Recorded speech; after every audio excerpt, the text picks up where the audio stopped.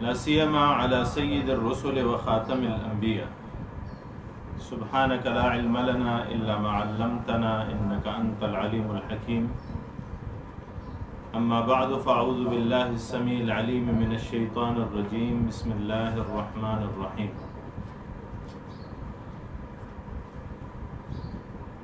إن الذين كفروا سواء عليهم أأنذرتهم أم لم تنذرهم لا يؤمنون ختم الله على قلوبهم وعلى سمعهم وعلى أبصارهم غشاوة ولهم عذاب عظيم.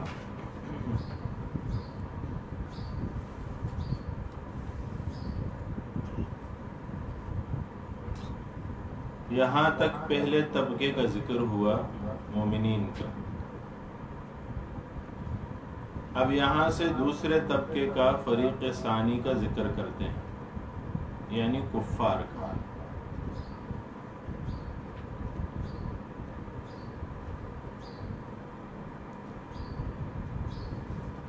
کفار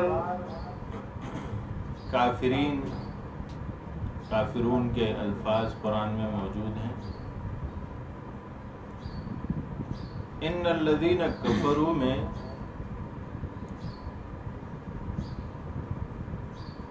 کفرو کا جو لفظ ہے قرآن کریم میں 194 بار ذکر ہے اور یہ مادہ 535 دفعہ آیا ہے.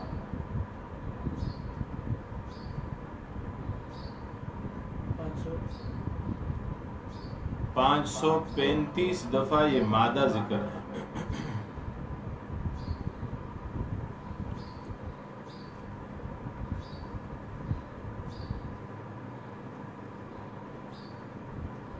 ماقبل میں مومنین کا ذکر تھا، یہاں کافرین کا ذکر ہے. نسبت و ربط کیا ہے کہ مومن اور کافر کے بیچ کا فرق واضح کرنا ہے.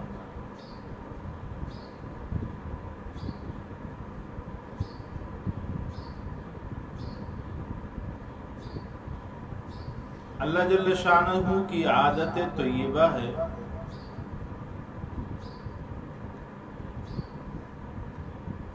کہ اللہ جل شانہ جب تخویف دلاتے ہیں تو مقابلے میں بشارت لے آتے ہیں، ڈراتے ہیں تو پھر خوشخبری بھی دیتے ہیں. جن لوگوں کو ڈراتے ہیں وہ کفار ہیں، جن لوگوں کو خوشخبری دیتے ہیں وہ مومنین ہیں، تو ان کے ساتھ مومنین کا ذکر فرماتے ہیں.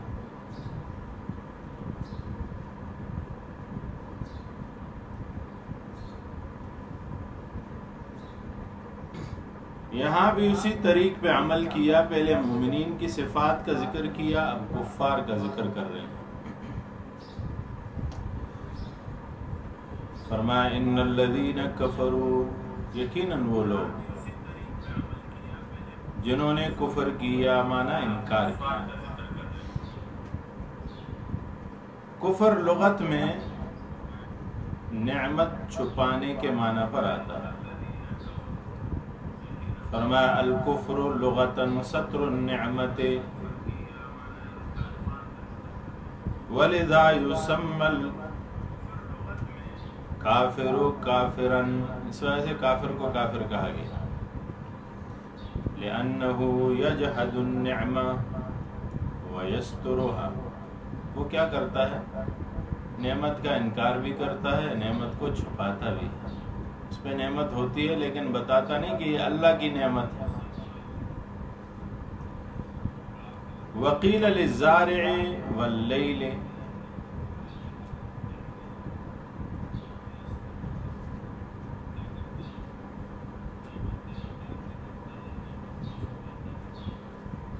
رات کو بھی کافر کہا جاتا ہے اور زمیندار جو ہے اسے بھی کافر کہتے ہیں لغت میں، کیونکہ وہ بھی تخم کو زمین میں چھپاتا ہے اور رات بھی اندھیرا بنا کے ہر چیز کو چھپا دیتی ہے.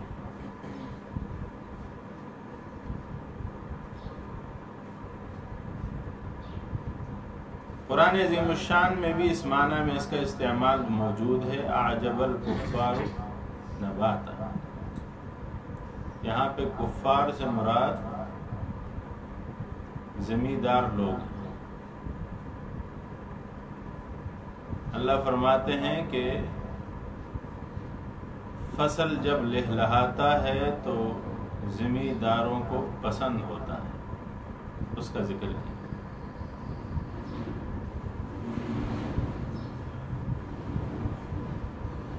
فرمایا ان الذین کفروا، اصطلاحی کافر کون؟ وہ لوگ ہیں جو اللہ جل شانہ کو نہیں مانتے، اللہ جل شانہ کی نعمتوں کو نہیں مانتے، اللہ کی خدائی کو نہیں مانتے، اللہ کی قدرت تامہ کو نہیں مانتے، اللہ کی ذات کو نہیں مانتے، اس کی صفات کو نہیں مانتے۔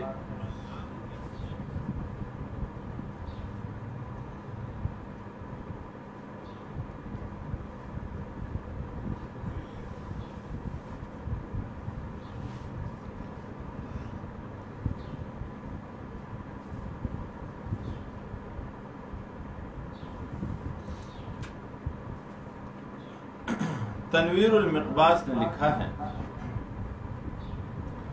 ان الذین کفروا ثبتوا علی الکفر، یقیناً وہ لوگ جنہوں نے کفر کیا، یعنی جو کفر پر ثابت ہوئے، پکے ہو گئے۔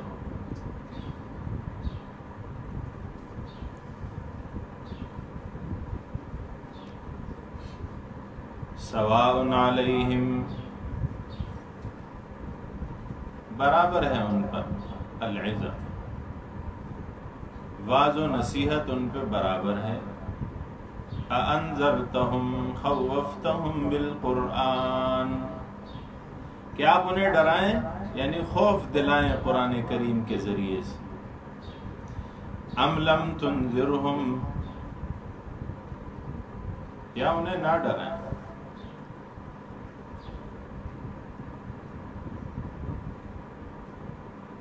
لا یؤمنون، وہ ایمان نہیں لاتے، کہ لا یریدون ان یؤمنوا، ارادہ ہی نہیں ہے کہ وہ ایمان لائیں۔ وَيُقَالُ لَا يُؤْمِنُونَ فِي عِلْمِ اللَّهِ، اللہ کو پتہ ہے کہ وہ ایمان نہیں لائیں گے، ہمیں تو نہیں پتہ، انسان کو تو نہیں پتہ، انسان تو نہیں کہہ سکتا۔ اسی وجہ سے دعوت جو ہے وہ نہیں رک سکتی، دعوت دینی ہوگی۔ آپ ڈرائیں نہ ڈرائیں وہ مانتے نہیں ہیں،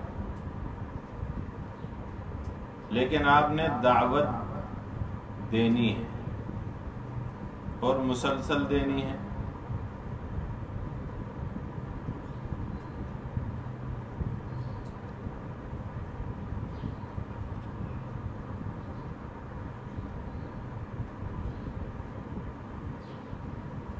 ختم اللہ علی قلوبہم،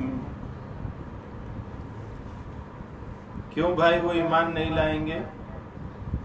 وجہ، اللہ نے مہر لگائی ان کے دلوں پر۔ تفسیر کہتا ہے جو ابن عباس سے منقول ہے، طبع اللہ علی قلوبہم، اللہ نے مہر لگائی ان کے دلوں پر۔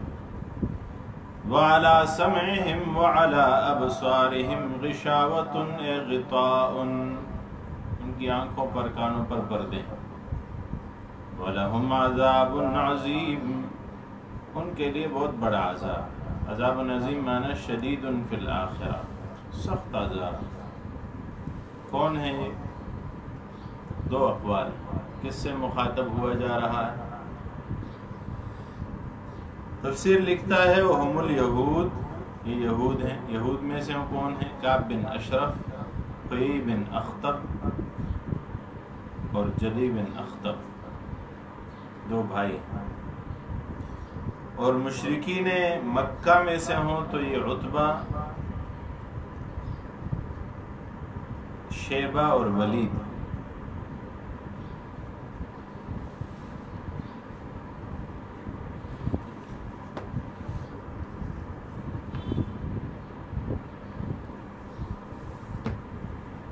ان آیات کے شان نزول میں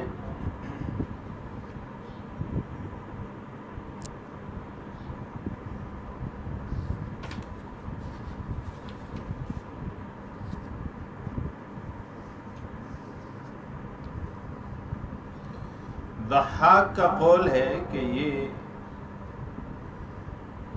ابو جہل کے بارے میں نازل ہے، نزلت فی ابی جہل وخمسۃ من اہل بیتی، ایک اکیلا وہ نہیں بلکہ اس کے گھرانے کے 5 آدمی اور بھی ہیں جن سے اس میں خطاب ہوتا ہے، یعنی جن کے بارے میں تذکرہ کہ یہ لوگ کافر ہیں، یہ ایمان نہیں لائیں گے، آپ ڈراتے رہیں انہیں، یہ نہیں ماننے والے۔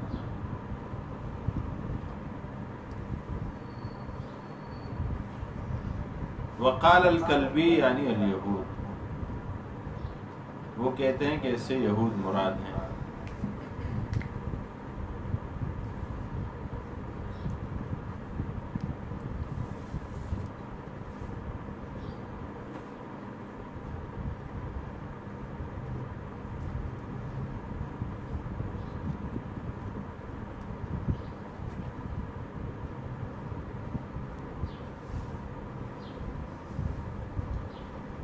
اس آیت کی تعویل میں علماء کرام کا اختلاف امام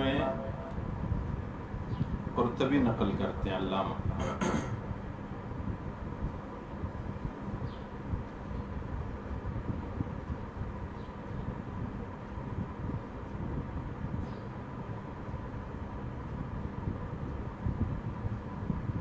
فرماتے ہیں یہاں جو ذکر ہے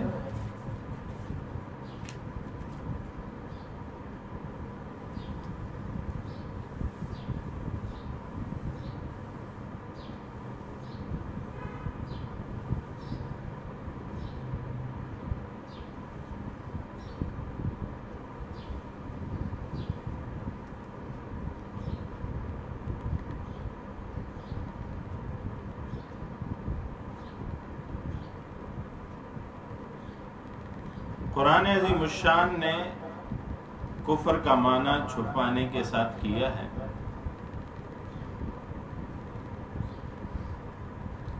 یعنی چھپانے کے معنی پر بھی کفر کا لفظ استعمال ہوا، کمثل غیث اعجب الکفار نباتہ،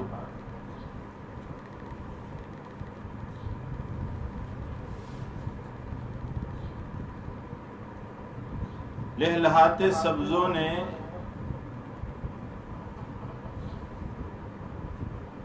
زمینداروں کو تعجب میں ڈالا۔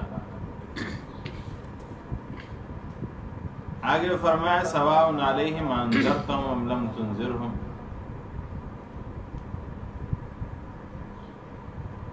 قرآن کریم میں اس قسم کا جملہ پہلے بھی موجود ہے، کفار کو دعوت دیتے ہوئے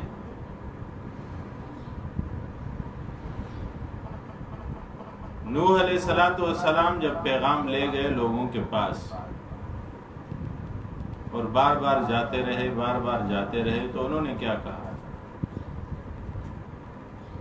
کہ آپ تو ہمارے پاس آتے رہتے ہیں، بتاتے رہتے ہیں، لیکن سواء علینا، ہم پہ برابر ہے، اوعظت ام لم تکن من الواعظین، آپ واعظ کریں نہ کریں ہمیں کوئی فرق نہیں پڑنے والا۔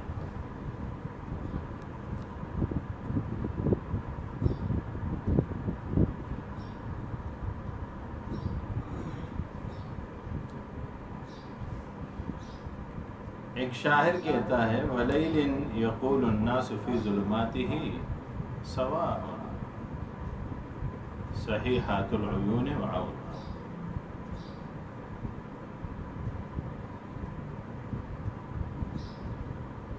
رات جب چھا جاتی ہے نا تو لوگ کہتے ہیں کہ اس میں آنکھیں کسی کی صحیح ہوں یا کوئی نابینا ہو، دونوں برابر ہیں کیونکہ رات اندھیری ہو گئی، اب کسی کو نظر نہیں آتا۔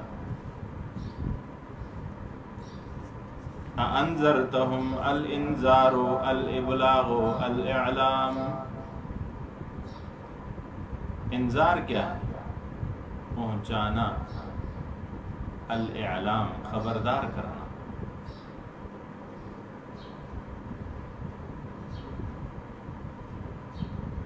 علماء اس کی تعویل میں اختلاف کرتے ہیں، فرماتے ہیں ہی عامۃ،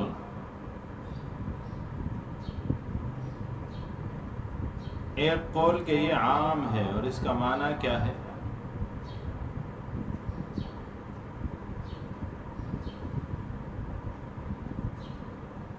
الخصوص فی من حقت علیہ کلمۃ العذاب،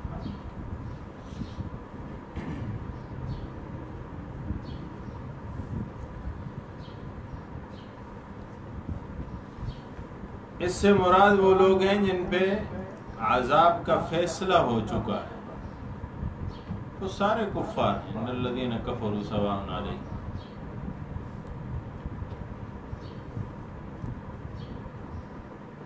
ایک نکتہ بیان کرتے ہیں، وَسَبَقَ فِي عِلْمِ اللَّهِ أَنَّهُ يَمُوتُ عَلَى كُفْرِهِ، اور اللہ کو پہلے سے پتا ہے کہ یہ کفر پر مرے گا۔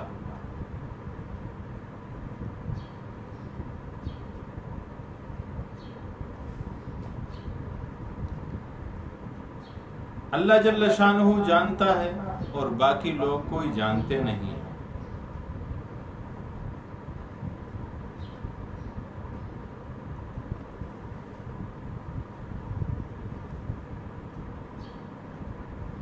تو اللہ جل شانہ فرماتے ہیں جس کی انسانوں میں سے یہ حالت ہوگی اس کا یہی انجام ہوگا، لیکن نام نہیں ذکر کیے۔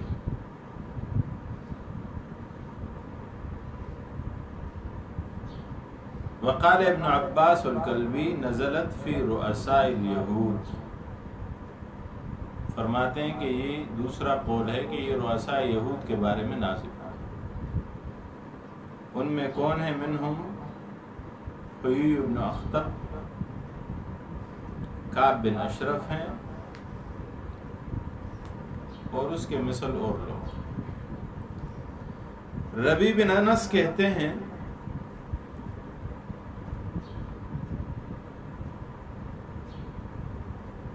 کہ اس سے وہ لوگ مراد ہیں جو بدر میں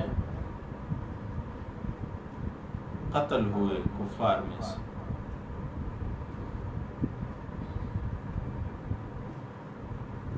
صاحب کتاب کہتے ہیں کہ والاول اصح، پہلا قول سب سے بہتر ہے۔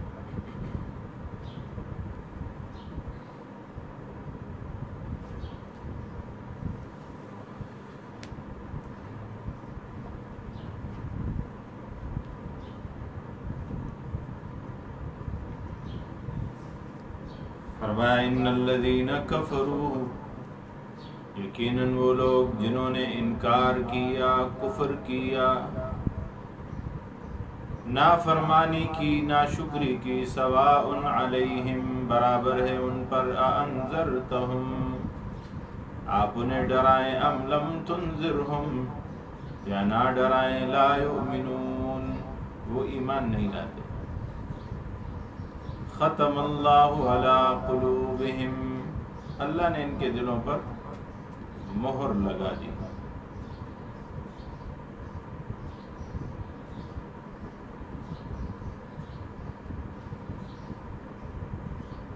وعلی سمعہم، اور ان کے کانوں پر، وعلی ابصارہم غشاوۃ، اور ان کی آنکھوں پر پردے ہیں، وَلَهُمْ عَذَابٌ عَظِيمٌ، اور ان کے لیے ہے بڑا عذاب۔ ختم اللہ،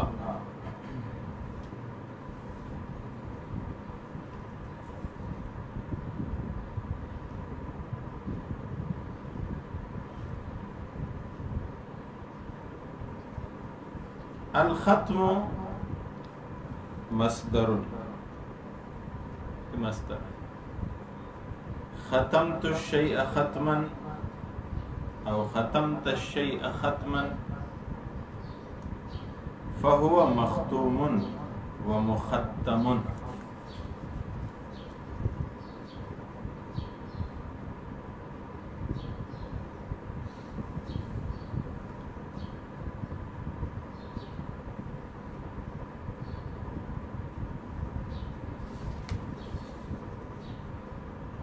اس کا معنی کیا ہوگا؟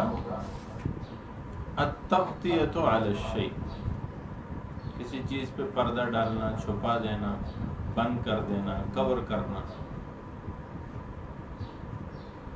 اس طرح کہ اس میں کوئی چیز داخل نہ ہو سکے۔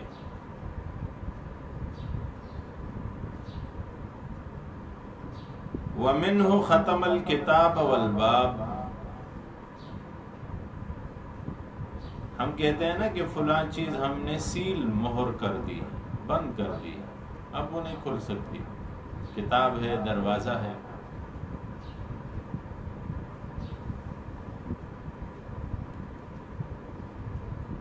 اور جو اس کے مشابہ چیزیں ہیں، مثلا کوئی رکا آتا ہے، خط آتا ہے، جب وہ ڈاک خانے جاتا ہے تو ڈاک خانے والے اس پہ مہر لگا کے اسے بند کر دیتے ہیں۔ اب وہ کھلے گا تب جب اس آدمی تک پہنچے گا جس کی طرف خط لکھا گیا ہے۔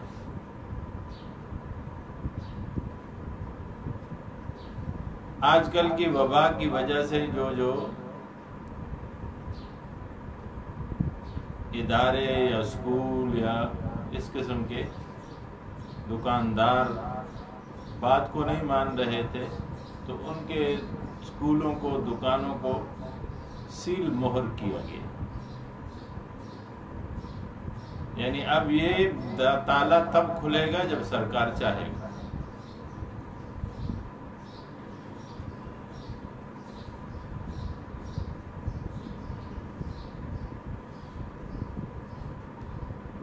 ختم کہتے ہیں مہر لگانے کو، تو کیا یہ اللہ جل شانہ کے پاس کوئی مہر ہے جو اللہ جل شانہ لا کے دل پہ لگا دیتے ہیں؟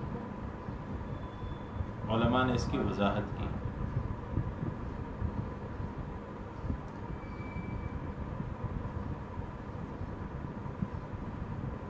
فرماتے ہیں کہ ایسی کوئی بات نہیں ہے۔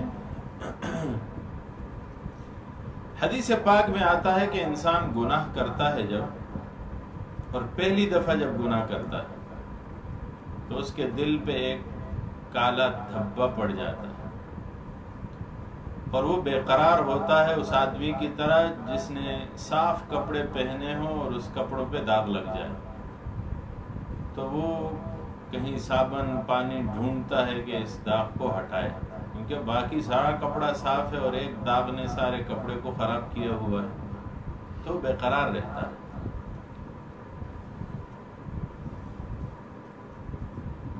آپ نے دیکھا ہوگا جو لڑکا کسی مکینک کے پاس کام سیکھنے جاتا ہے، پہلے دن وہ نئے کپڑے پہن کے جاتا ہے، ظاہر ہے، تو اس کے کپڑوں پہ داغ لگ جاتا ہے تو بے قرار ہوتا ہے۔ جب عصر کا وقت، چھٹی کا وقت ہوتا ہے، وہ کپڑے دھوتا ہے، صاف کرتا ہے، لیکن 5-7 دن، مہینہ، 2 مہینے، 4 مہینے گزر جانے کے بعد اسے پھر پرواہ نہیں ہوتی، اس کپڑوں میں داغ لگتے رہیں، کیونکہ اب وہ داغوں سے بھرا ہوا ہوتا ہے۔ ایک وقت ایسا آتا ہے کہ وہ مایوس ہو جاتا ہے کہ یہ کپڑے کبھی بھی صاف نہیں ہو سکتے، اب وہ چاہے بھی تو اسے صاف نہیں کر سکتا، اپنی پرانی حالت پہ نہیں لا سکتا۔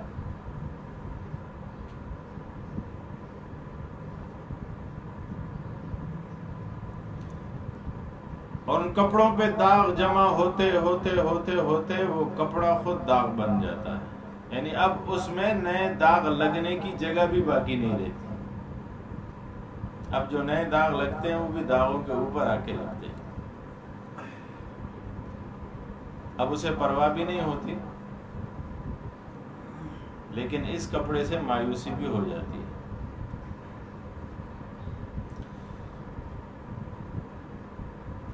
انسان کا دل بھی اسی طرح ہے، حدیث پاک میں جب اس کے دل پہ پہلا داغ پڑتا ہے گناہ کا تو مضطرب ہوتا ہے، پریشان ہوتا ہے، وہ جلدی سے استغفار کرتا ہے، معافی طلب کرتا ہے۔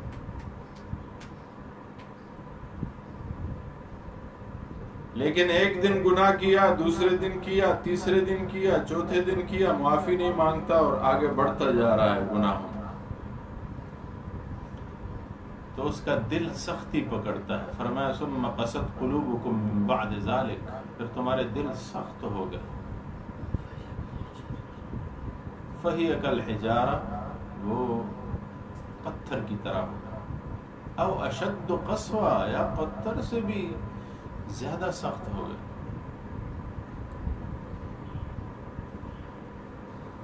اب گناہ کرتے کرتے کرتے کرتے کرتے اس کے دل میں کوئی جگہ ایسی باقی نہیں رہتی جس پہ داغ لگ سکے، یعنی اس کا سارا دل داغ داغ ہو چکا ہے.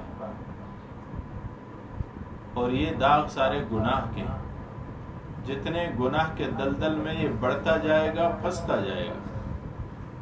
اور ایک دن ایسا آتا ہے کہ اس کے دل میں ایمان داخل ہونے کا راستہ بھی بند ہو جاتا ہے.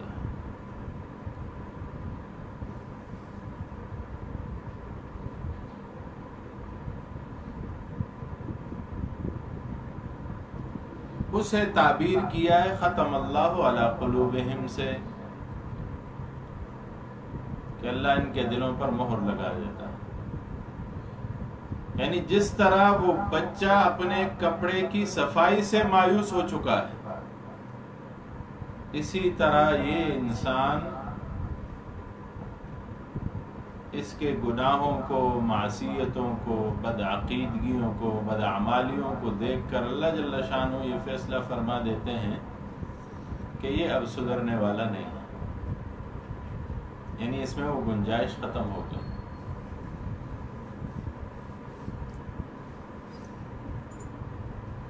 ایک اور مبحث ہے اس میں کہ کیا یہ اللہ جل شانہ کا فیصلہ ہوتا ہے یا اللہ کا علم؟ تو میں نے اقوال ذکر کی. علماء فرماتے ہیں یہ اللہ کا علم ہے. اللہ کو پہلے سے پتا ہے کہ یہ کیا کرے گا. اللہ جل شانہ نے ہم سب کی تقدیر کو آسمان و زمینوں کی پیدائش سے بھی پہلے لکھ دیا. احادیث میں اس کا ذکر ملتا ہے. یہاں تک لکھا گیا ہے کہ یہ کہاں پیدا ہوگا، کون سی نسل میں پیدا ہوگا، کون سی زبان کے ساتھ پیدا ہوگا، اس کے کیا عادات ہوں گے، کیا اطوار ہوں گے، کیا اخلاق ہوں گے، کیا فطرت ہوگی، کیا دین اپنائے گا، کیسے زندگی گزارے گا، کس کے ساتھ شادی ہوگی، کتنی اولادیں ہوں گی، کب وفات پائے گا، اور وفات کے بعد اسے کہاں جانا ہے، جنت میں یا جہنم میں. ہر چیز کا فیصلہ ہو چکا ہے. فیصلہ بئی معنی کہ اللہ جل شانہ نے اپنے علم سے لکھ دیا ہے. اب یہاں پہ مستشرقین نے سوال اٹھایا شکوک و شبہات ڈالنے کے لیے کہ بھائی آپ کے خدا نے تو پہلے ہی فیصلہ کر دیا ہے، آپ کو عمل کرنے کی کیا ضرورت ہے؟ یہ بحث تقدیر ہے کہ تقدیر میں جب آپ کے لیے جنت لکھ دی، آپ گناہ کرتے رہیں، آپ نے تو جنت ہی جانا ہے نا. اور تقدیر میں اگر آپ کے لیے جہنم لکھ دیا ہے تو آپ نیکیاں کرتے رہیں، آپ نے تو جہنم میں ہی جانا ہے کیونکہ لکھا ہوا ہے.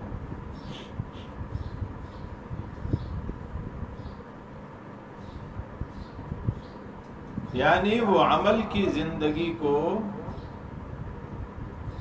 بے معنی کرنے کے لیے اس قسم کی بات پھیلاتے ہیں. شیطان بھی انسان کے ذہن میں یہ باتیں ڈالتا ہے. اب مختصراً میں آپ کے سامنے رکھوں کہ تقدیر کیا ہے.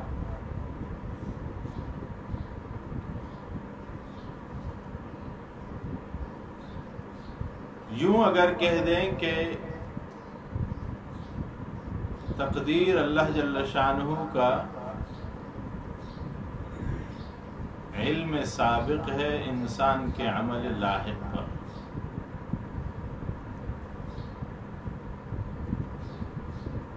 یعنی اللہ کو پہلے سے پتا ہے کہ انسان بعد میں کیا کرے گا، اور اللہ نے اس اپنے علم کی بدولت وہ چیزیں پہلے لکھ دی.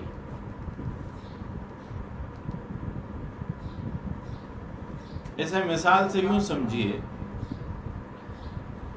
جیسے کوئی استاد بہت زیرک ہو، بہت ہوشیار، شاگردوں کو پڑھا رہا ہے، بچوں کو پڑھا رہا ہے، تو جب اس کے والدین اس کے پاس آتے ہیں، پوچھتے ہیں کہ ہمارا بچہ کیسے ہے، کیسے پڑھ رہا ہے، تو استاد ایک بچے کے بارے میں کہتا ہے کہ یہ بڑا کامیاب جا رہا ہے، یہ پہلی پوزیشن لے گا، اور وہ بچہ امتحان کا نتیجہ آنے پر پہلی پوزیشن لے لیتا ہے، تو اس کا مطلب کیا ہے کہ استاد کی جو اس کے بارے میں سوچ تھی، اندازہ تھا، وہ صحیح نکلا۔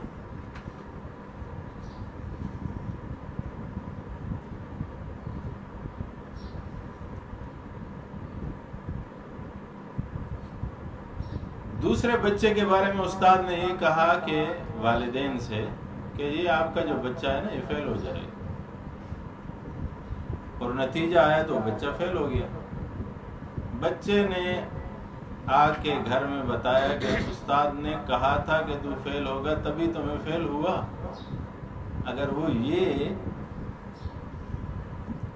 وجہ بتائے تو کیا اس وجہ کو کوئی تسلیم کرے گا؟ نہیں۔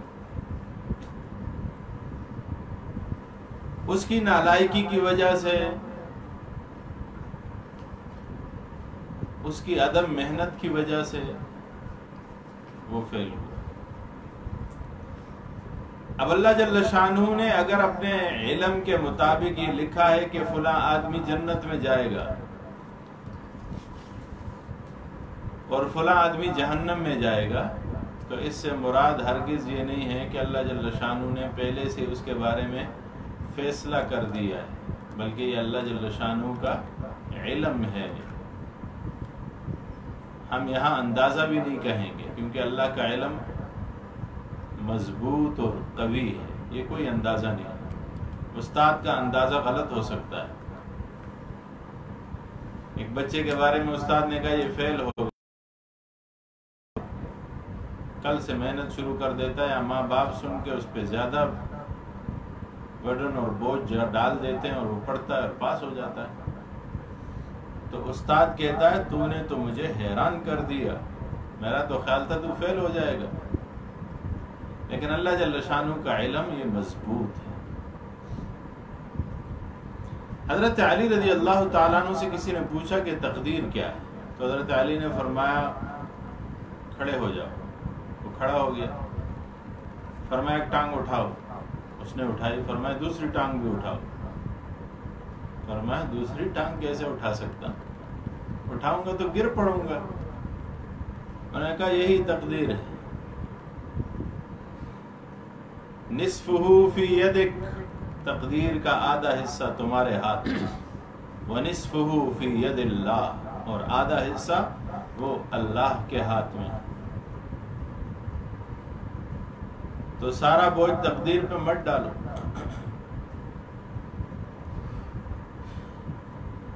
قدریہ اور جبریہ دونوں ایک سائیڈوں پہ جھک گئے۔ کسی نے کہا انسان قادر مطلق ہے، جو انسان چاہتا ہے کرتا ہے۔ دوسرے نے کہا نہیں، انسان مجبور محض ہے، جو چاہتا ہے اللہ کرتا ہے، انسان کچھ بھی نہیں کر سکتا۔ اہل سنت والجماعت کا عقیدہ اس دونوں کے بیچ میں، یہ بھی صراط مستقیم۔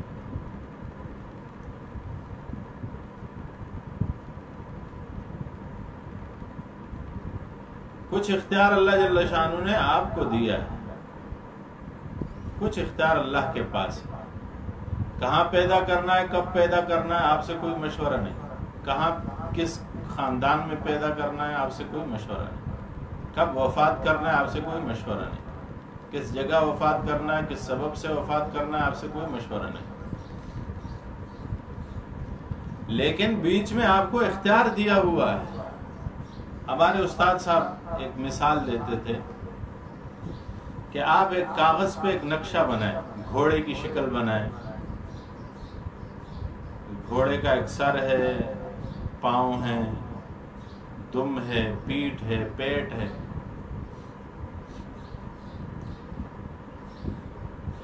آپ کو کہا جائے کہ اس خاکے میں رنگ بھرو، اسکولوں میں ہوتا ہے، ہم نے پڑھا ہے، خاکے میں رنگ بھریے. مثلاً آپ کو بتایا گیا سر کو آپ نے سفید بنانا ہے، دم کو سیاہ بنانا ہے، پیٹھ کو دونوں رنگوں میں تقسیم کرنا ہے، پاؤں کو کوئی اور رنگ دے دینا ہے، متعین رنگ بتا دیا. اب آپ کے پاس اختیار ہے، رنگ بھی آپ کے پاس پڑا ہے،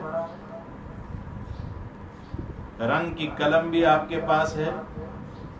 اب آپ رنگ بھریے. آپ وہی رنگ بھر سکتے ہیں جو بتایا گیا ہے، اور اس کے علاوہ بھی بھر سکتے ہیں. آپ کو کہا گیا سر سفید کرنا ہے، آپ نے اسے کالا کر دیا. آپ کو کہا گیا دم کو کالا کرنا ہے، آپ نے دم کو سفید کر دیا. آپ کو کہا گیا کہ پیٹھ کو دونوں رنگوں میں ڈالنا ہے، آپ نے دونوں رنگوں میں نہیں ڈالا ہے، کسی ایک رنگ میں ڈال دیا. آپ کو کہا پیٹ کو ایک رنگ میں رکھنا ہے، آپ نے اسے دو رنگوں میں ڈال دیا. اب آپ کی مرضی.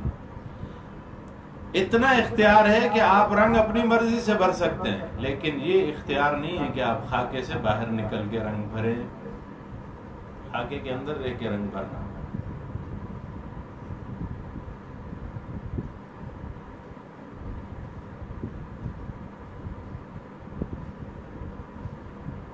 نبی کریم صلی اللہ علیہ وآلہ وسلم ارشاد فرماتے ہیں کہ اللہ جل شانہ کے ہاں دو کتابیں ہیں. ایک کتاب ہے جنتیوں کی اور ایک کتاب ہے جہنمیوں کی.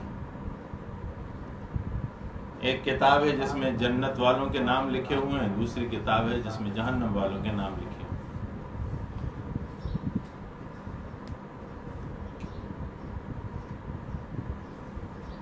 صحابہ کرام پوچھتے ہیں رضوان اللہ علیہم اجمعین کہ اللہ کے محبوب اس کتاب میں کوئی تبدیلی آئی؟ فرمایا نہیں، ویسے ہی ہوگا جیسے لکھا. تو صحابہ کرام نے کہا پھر ہم عمل نہ چھوڑ دیں. اگر ہمیں لکھا گیا ہے جنت والی کتاب میں تو ہم نے جنت میں ہی جانا ہے، اور جہنم والی میں لکھا ہے تو بے شک جتنے عمل کریں جنت و جہنم میں. اللہ کے نبی نے فرمایا صلی اللہ علیہ وسلم کہ نہیں، جنت کے اعمال کرو. جنتی کے لیے جنت کے اعمال کو آسان بنایا گیا ہے، اور جہنمی کے لیے جہنم کے اعمال کو آسان بنایا گیا ہے. اب اس حدیث کے ذیل میں ہمیں اپنے آپ کو جانچنا ہے کہ ہمارے لیے کون سے اعمال آسان ہیں. ہم جنتیوں کے اعمال آسانی سے کر لیتے ہیں یا جہنمیوں کے اعمال آسانی سے کر لیتے ہیں؟ اگر ہم جنتیوں کے اعمال آسانی سے کر لیتے ہیں تو ہمارے لیے خوشخبری. لیکن اگر برائی والے اعمال جہنمیوں کے اعمال آسانی سے اور خوشی سے کرتے ہیں تو ہمیں سوچنا ہوگا، واپس آنا ہوگا اور اپنی فطرت کو اس چیز پہ لانا ہوگا کہ ہمیں جنت کے اعمال کرتے ہوئے خوشی محسوس ہو. گناہ کا عمل کریں تو ہمارے دل کو تالا پڑ جائے، اور تب تک تالا پڑا رہے جب تک ہم معافی نہ مانگیں، کیونکہ یہ مومن کی پہچان ہے. باہر کے فرض یہ کر رہا تھا کہ اللہ جل شانہ نے کوئی مہر نہیں رکھی ہوئی کہ کفار کے دل پہ لگائی اور وہ جہنم چلے گئے، بلکہ انہوں نے اپنے بدعقیدگی اور بدعملی کو اتنا قوی اور مضبوط کیا، اور اس بدعقیدگی پر اور بدعملی پر اتنا قائم رہے کہ اس بدعقیدگی اور بدعملی نے ان کے دلوں میں گھر کر لیا. اب ان کے دل میں کوئی اور چیز ایمان والی اور نیک عملی والی جا نہیں سکتی. فرمایا ان الذین کفروا سواء علیہم، اسی وجہ سے پھر کہا جب مہر لگ گئی اور دل اس نہج تک پہنچ گیا تو فرمایا سواء علیہم انذرتہم ام لم تنذرہم. وہ اس نہج تک پہنچ گئے، آپ انہیں ڈرائیں نہ ڈرائیں ان کو کوئی فرق نہیں پڑنے والا اس سے۔ لا یؤمنون ختم اللہ علی قلوبہم، یہ ختم کا لفظ اللہ جل شانہ نے استعمال کیا۔ تفسیر قرطبی میں علامہ قرطبی کہتے ہیں قال اہل المعانی وصف اللہ تعالی قلوب الکفار بعشرۃ اوصاف، اللہ نے کافروں کے دلوں کے لیے 10 اوصاف ذکر کیے، ان کی 10 صفات ہیں ان کے دلوں کی۔ بالختم مہر، بالطبع طبع بھی مہر کو ہی کہتے ہیں، والضیق تنگی، والمرض بیماری،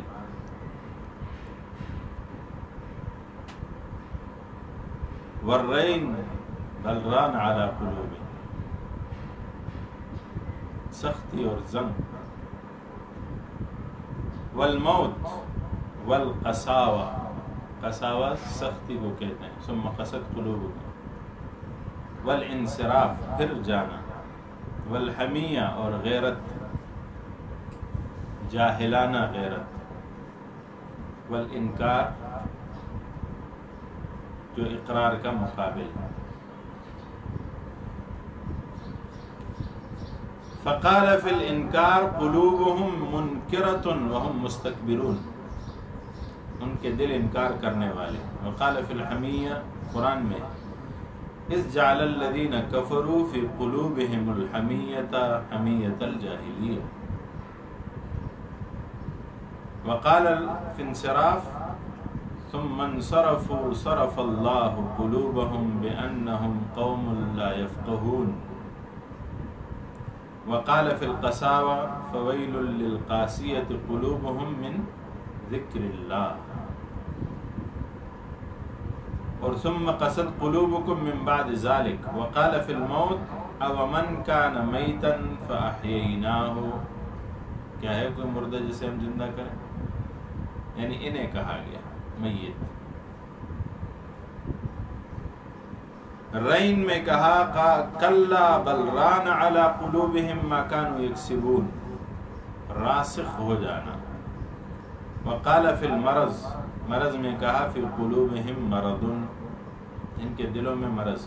وقال فی الضیق، تنگی کے بارے میں کہا ومن یرد ان یضلہ یجعل صدرہ ضیقا حرجا۔ طبع کا لفظ بھی استعمال ہوا فطبع علی قلوبہم فہم لا یفقہون۔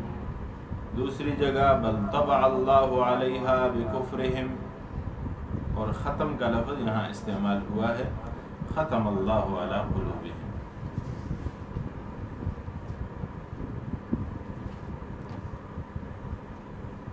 فرمایا ختم اللہ علی قلوبہم، اللہ جل شانہ نے مہر لگائی علی قلوبہم ان کے دلوں پر، وعلی وعلی سمعہم اور ان کے کانوں پر۔ بعض نے ختم کو ان دونوں سے تعبیر کیا کہ دل پر بھی مہر ہے کانوں پر بھی مہر ہے، یعنی واو عاطفہ جو ہے سمعہم کو قلوبہم پر عطف کر رہا ہے، اور یہ ختم کے ضمن میں آتا ہے، اور یہ مستقل ہے۔ وعلی ابصارہم غشاوۃ، ان کے کانوں پر پردہ ہے، ان کی آنکھوں پر پردہ ہے۔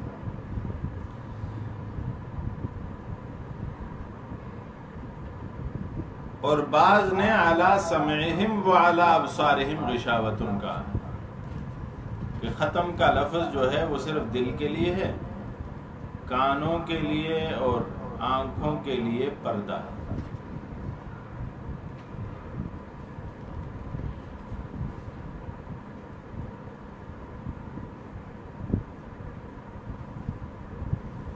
اللہ نے ان کے دلوں پر مہر لگائی، دل دکھائی نہیں دیتا،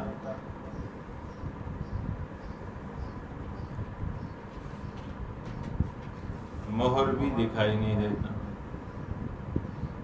سماعتیں پردے کے پیچھے کنٹرول نہیں ہو سکتی۔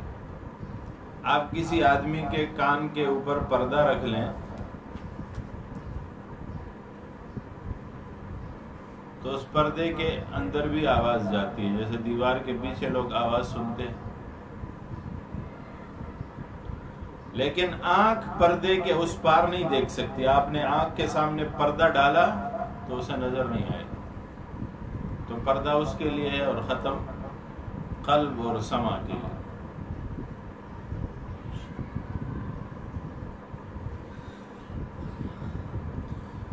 لیکن دوسری جہت سے جنہوں نے قلوب کو ختم کے ساتھ جوڑا اور سماعت اور ابصار سننے اور آنکھوں کو پردے کے ساتھ جوڑا،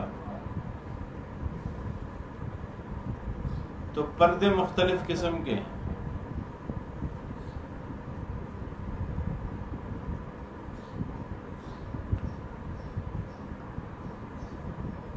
پردے میں اگر پردے قویہ ہو، مضبوط پردہ،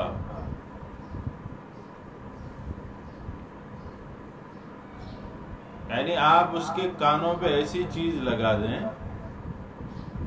کہ جس سے اس کے کانوں کے سوراخ بند ہو جائیں، اور وہ چیز اتنی ثقیل ہو کہ باہر کی آواز کو اندر نہ پہنچنے دے، تو گویا یہ بھی کانوں کا پردہ. یا کسی کو آپ شیشے کے گھر میں بند کر دیں اور شیشہ اتنا موٹا اور بھاری ہو، اس میں کہیں سے کوئی درز نہ ہو، تو اس کے اندر آواز نہیں جائے گی.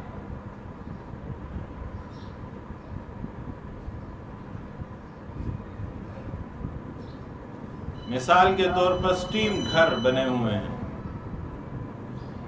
ایسی مشینیں بنی ہیں جس میں لوگ اندر داخل ہوتے ہیں اور اپنا پسینہ نکالتے ہیں، اپنے آپ کو، اپنے جسم کو گرم کرتے ہیں.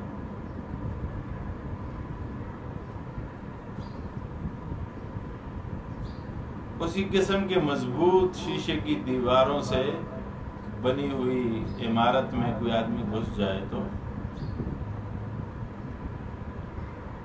کان بھی نہیں سنتے. وَعَلَىٰ أَبْصَارِهِمْ غِشَاوَةٌ، آنکھوں پر تو پردہ پڑ جائے تو ختم، آواز نہیں سنائی دیتے، نہیں سن سکتے اور آنکھیں نہیں دیکھ سکتی. تو یہ دونوں بعض مفسرین نے سمع اور ابصار کو غشاوہ کے ساتھ ذکر کیا اور بعض نے اسے قلب کے ساتھ ذکر کیا.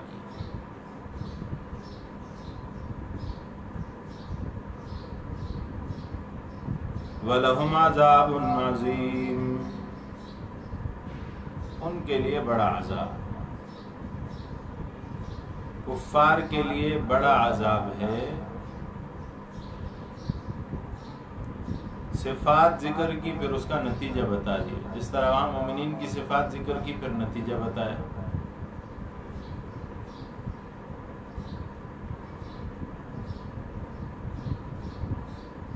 بڑا عذاب کیا ہوتا ہے؟ علماء فرماتے ہیں کہ عذاب کی 7 قسمیں ہیں. ایک ہے عذاب عظیم، بڑا عذاب. ایک ہے عذاب علیم، دردناک عذاب. ہوتا چھوٹا سا زخم ہے لیکن بڑا درد دیتا ہے. نبی کریم صلی اللہ علیہ وآلہ وسلم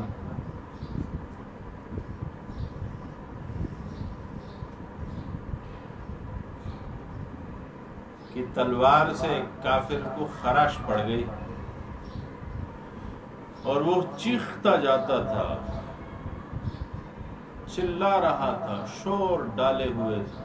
تو بھائی کیا ہو گیا ہے؟ کہا کہ مجھے یہ حضور صلی اللہ علیہ وسلم نے مارا ہے، اور چھوٹا سا زخم تھا اس کے غالباً بازو پر. میں نے کہا چھوٹا سا زخم ہے، کیا ہوا آپ کو؟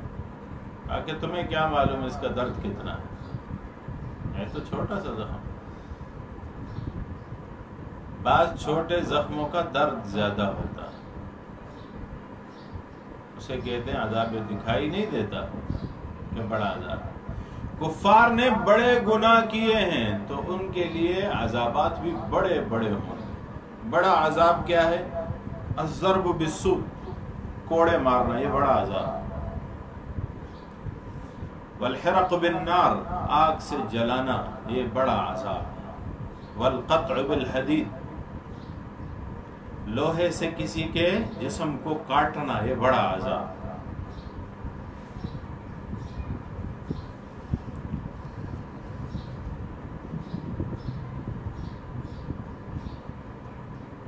دکھائی دے رہا ہے کہ بڑا عذاب، منافقین کو بھی عذاب ہوگا آخرت میں، عذاب ان کا بظاہر چھوٹا سا ہوگا لیکن ان کی چیخیں سارے جہنم کو سنائی دیں گی، جہنمیوں انہیں کہیں گے لوگ بھائی کیا کر رہے ہو۔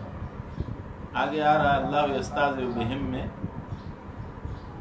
کہ اللہ انہیں ایسا عذاب دے گا کہ عذاب بظاہر چھوٹا ہوگا لیکن ان کی چیخیں زیادہ ہوں گی۔ لوگ کہیں گے دیکھو ہمیں، کافر کہیں گے ہم پہ کتنا بڑا عذاب ہے، ہم تو اتنا نہیں چیخ رہے۔ وہ کہیں گے تم پہ عذاب ہے لیکن ہم پہ جو ہے نا وہ ہم ہی کو معلوم ہے۔ تو لوگ ان کے ساتھ ٹھٹھا اور مسخرہ اور مذاق ان کا بنائیں گے کہ اتنا چھوٹا سا عذاب ہے، اتنی بڑی بڑی تمہاری چیخیں۔ تو ایک ہے عذاب عظیم بڑا عذاب، ایک ہے عذاب علیم دردناک عذاب، ایک ہے عذاب شدید سخت عذاب۔ مثلاً عذاب شدید تھوڑے سے وقت کے لیے ہو لیکن اتنا شدید ہو کہ سب کچھ ختم کر دے۔ مثلاً آپ نے دیکھا ہوگا، میں ایک ویڈیو دیکھ رہا تھا، اس میں ایک لڑکا ہے، آپ نے بھی دیکھا ہوگا، کبوتر اس کا میرے خیال میں چلا گیا ہے اور وہ بجلی کے ٹاور پہ کھمبے پہ چڑھ رہا ہے اس کے پیچھے، اور چڑھا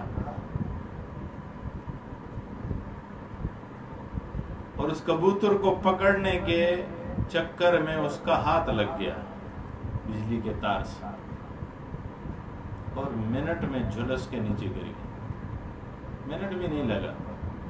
اسے کہتے ہیں شدید عذاب، شدید، اس میں شدت ہوتی ہے اور اتنی شدت ہوتی ہے کہ منٹوں میں آدمی جھلس جاتا ہے۔ کسی ملک کے کسی ریل اسٹیشن پہ ایک آدمی کو میں نے دیکھا کہ وہ ریل کے اوپر چڑھا اور اوپر جو بجلی کے وائر ہوتے ہیں، الیکٹرک ریل جو ہے، اس کے وائروں کو اس نے پکڑا اور جھلس کے کالا سیاہ ہو کے 2 منٹ میں گرا اور مر گیا۔ شدید عذاب۔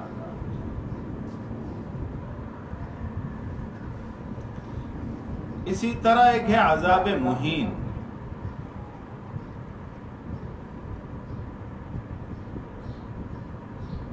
عذاب مہین کیا ہے؟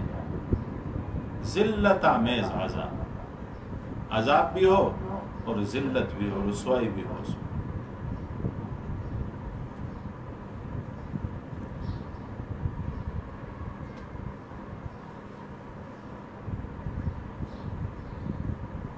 مثلاً حدیث پاک میں آتا ہے کہ کچھ لوگ ایسے ہوں گے جہنم میں جن کی زبان جو ہے وہ پیٹ پر پڑی ہوئی ہوگی یہاں تک۔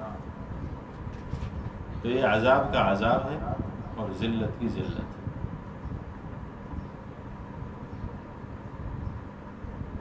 ایک حدیث میں آتا ہے کہ قرآن کریم کی آیت کی تفسیر میں، قرآن کریم کی آیت ہے جناب رسول اللہ صلی اللہ علیہ وسلم کے ارشادات بھی ہیں اس حوالے سے۔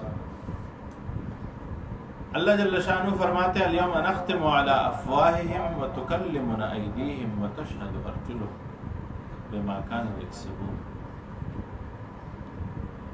قیامت میں جب آدمی گناہ کا اپنے گناہ کا اقرار نہیں کرے گا، کہے گا واللہ ربنا ما کننا مشرکین، کافر کہیں گے اللہ ہم نے تو کفر کیا ہی نہیں، مشرک کہے گے اللہ ہم نے تو شرک کیا ہی نہیں، منافق کہے گا اللہ میں نے تو نفاق کیا ہی نہیں، زناکار کہے گا اللہ میں نے تو زنا کیا ہی نہیں، جھوٹا کہے گا میں نے تو جھوٹ بولا ہی نہیں۔ غیبت کرنے والا کہے گا میں نے غیبت نہیں کی، حرام کھانے والا کہے گا میں نے حرام نہیں کھایا، سود خور کہے گا میں نے سود نہیں لیے، ظالم کہے گا میں نے ظلم نہیں کیا، قاتل کہے گا میں نے قتل نہیں کیا، سارے انکار کر دیں گے۔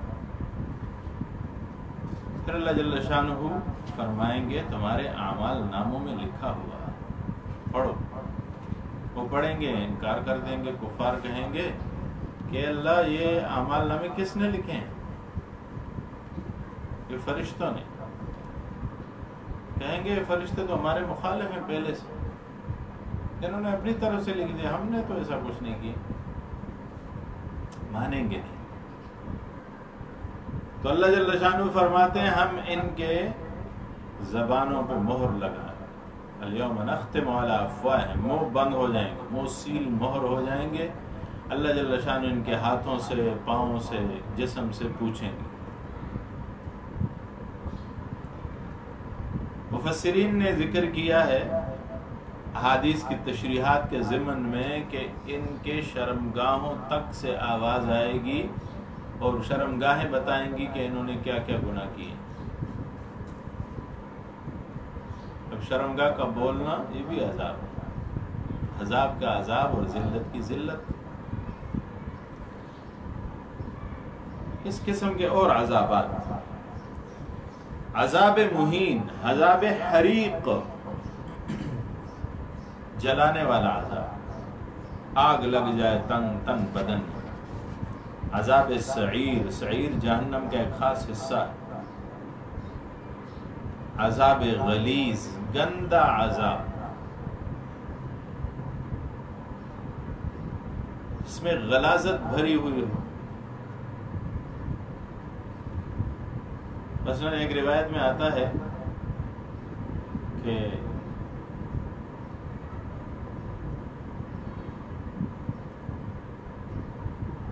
جہنم میں پانی تو نہیں ہوگا، تو انہیں ان کے زخموں کا پیپ اور خون پلایا جائے، پیاسے ہوں گے وہ پی جائیں۔ ایک روایت میں آتا ہے لیلۃ الاسراء کے واقعے میں بھی ضمن میں ذکر آتا ہے اس کا، کہ کچھ لوگ ہوں گے ایسے جو پیپ اور خون اور گندگی کے دریا میں ڈبکیاں کھا رہے ہوں، اور وہ بڑی مشکل سے اپنے آپ کو نکالیں گے، جب کنارے پہ پہنچیں گے پھر انہیں دھکا دے کے واپس اس میں ڈال دیا جائے گا۔ یہ ہے غلیظ عذاب۔ تو ان کے لیے ہوگا عذاب عظیم، کیونکہ انہوں نے بڑا گناہ کیا، ظاہری گناہ کیا تو بڑی سزا ہوگی، ظاہری سزا ہوگی۔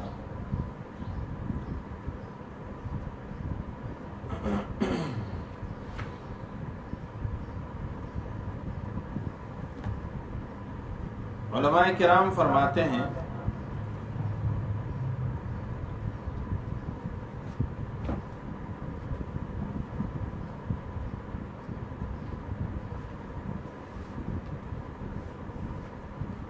جو علماء بلاغت ہیں کہ یہاں تک سورہ بقرہ میں کون کون سے بلاغی نکتے بیان کیے گئے،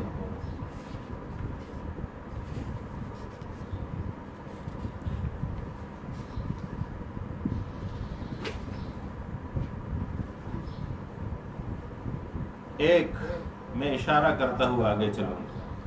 مجاز عقلی ہے ہدی للمتقین،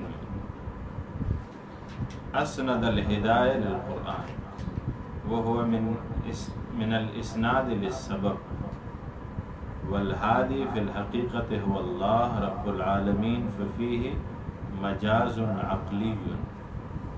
اس میں مجاز عقلی ہے، اصل ہادی تو اللہ ہے لیکن نسبت کتاب کی طرف ہوئی۔ ایک نقطہ۔ دوسرا الاشارۃ بالبعید عن القریب، ذالک الکتاب، کتاب قریب ہے لیکن اشارہ بعید کا کیا، دور کا۔ علماء فرماتے ہیں قریب کا اشارہ ہے ذا، ھذا، درمیان کے لیے اشارہ ہوتا ہے ذا کا، اور دور کے لیے ہوتا ہے ذالک اولئک، دور کے لیے۔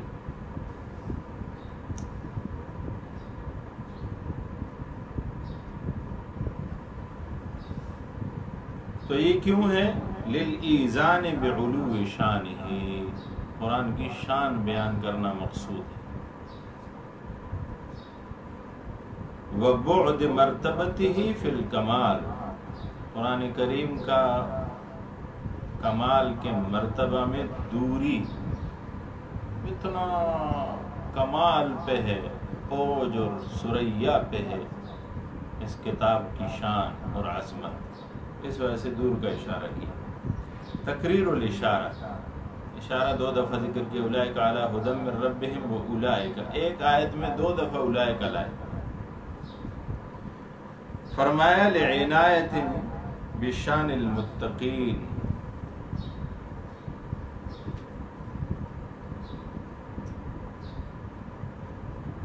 یہاں پہ متقین تقویٰ کرنے والوں کی شان کو ذکر کرنا مقصود ہے، اس کی وضاحت کرنا مقصود ہے۔ اور ہم پڑھ چکے ہیں کہ ہم لائے ہیں اولئک هم المفلحون میں ہم حسر کے لیے۔ چوتھا نقطہ ہے تئیس من ایمان الکفار، کفار کے ایمان سے مایوس ہونا، سواء علیہم انذرتہم ام لم تنذرہم لا یؤمنون۔ فرمایا فالجملۃ سیقت للتنبیہ علی غلوہم فی الکفر والطغیان، سرکشی اور طغیان میں، کفر میں اس انتہا کو پہنچ گئے ہیں کہ ان سے وہ استعداد ایمان کی سلب ہو گئی، وعدم استعدادہم للایمان، ففیہا تئیس، اس میں مایوسی ہے، واقناط من ایمانہم، ان کے ایمان سے مایوسی۔ ختم اللہ علی قلوبہم میں فرمایا الاستعارۃ التصریحیۃ اللطیفہ، استعارہ تصریحیہ لطیفہ ہے، شبہ قلوبہم للتعبیہ عن الحق واسمائہم وابصارہم لامتناعہا، کہ یہ لوگ نور ہدایت کو پا نہیں سکتے، کہ المختوم علیہ جس پہ مہر لگی ہوئی،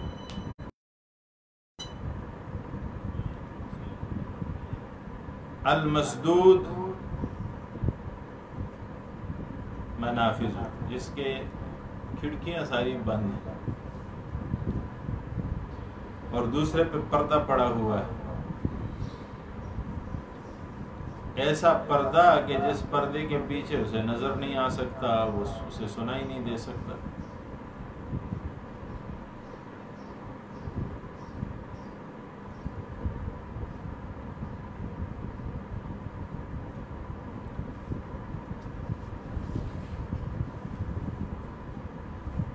اگلا مضمون یہاں سے شروع ہوتا ہے، منافقین کا ذکر کرتے ہیں۔ فرمایا ومن الناس، بعض لوگوں میں سے، من وہ ہیں، یقول جو کہتا ہے، آمنا باللہ، ہم ایمان لائے اللہ کے ساتھ، وبالیوم الآخر، اور آخرت کے دن کے ساتھ، وما ہم، وہ ایمان والے نہیں، وہ ایمان لانے والے نہیں۔ یہ سلب کلی ہے، جملہ اسمیہ سالبہ ہے، وما ہم بمؤمنین، وہ قطعاً مومن نہیں۔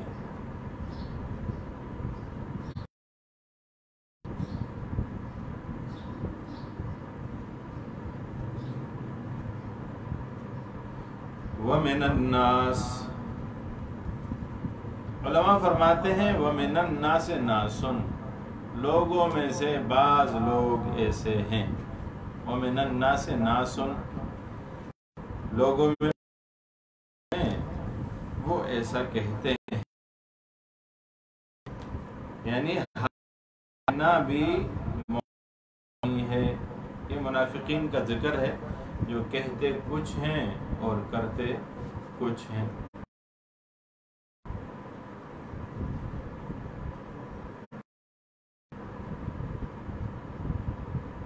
اس کے شان نزول میں ساوی نے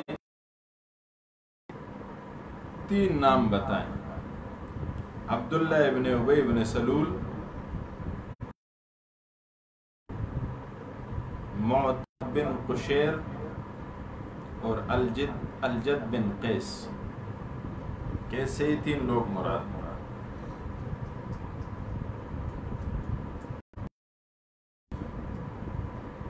لیکن اس کا حکم عمومی ہے۔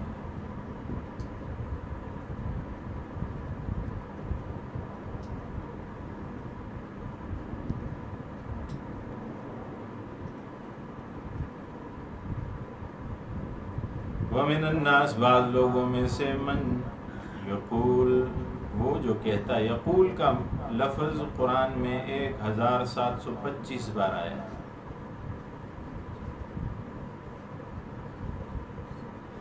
اور یہ مادہ 1725 بار آیا۔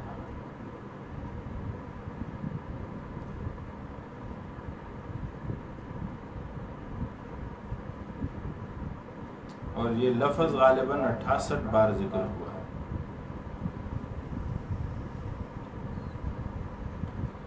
منافقین کا ذکر ہے۔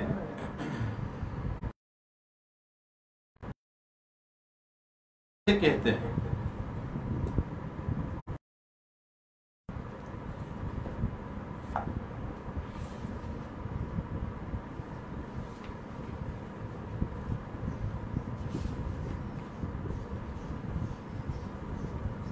نفاق کیا چیز ہے؟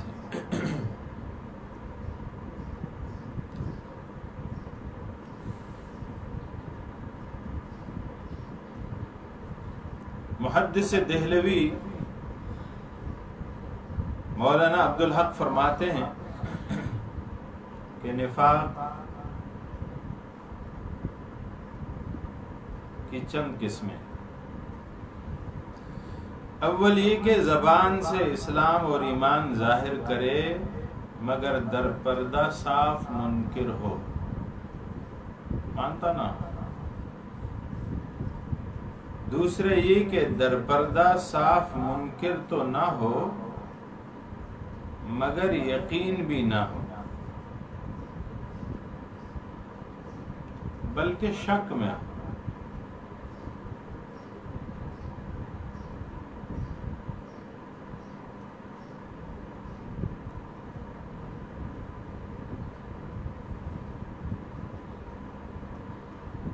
تذبذب میں اور تردد میں پڑا ہوا۔ تیسرا یہ کہ دل میں تصدیق تو ہو مگر کامل تصدیق نہ ہو، اور گناہوں، حب دنیا، غلبہ شہوات نے اس کو ایسا کر دیا ہو کہ وہ دنیا کے منافع کو ایمان پر مقدم سمجھتا ہو، دنیا کی خاطر لشکر اسلام کا مقابلہ اور اہل اسلام کی بربادی اور دین کی حجو اس کے نزدیک کوئی مشکل کام نہ ہو۔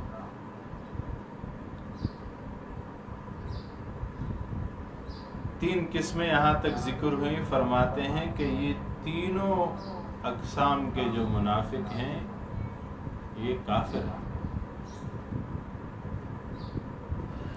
اور اللہ نے ان کے لیے فرمایا ان المنافقین فی الدرک الاسفل من النار، یہ جہنم کے سب سے نچلے طبقے میں ہوں گے۔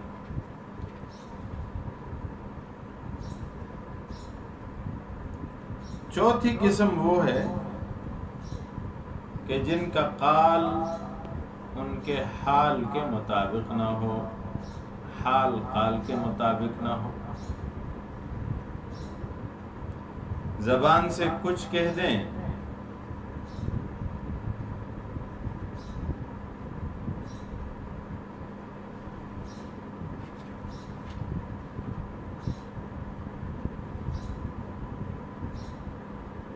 اور عمل میں کچھ اور،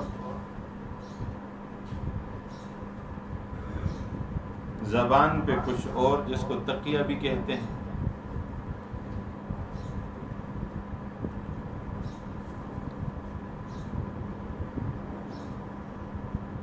گرچہ وہ اس سے کافر نہیں ہوتا مگر یہ بھی انہی منافقین کا شیوا ہے۔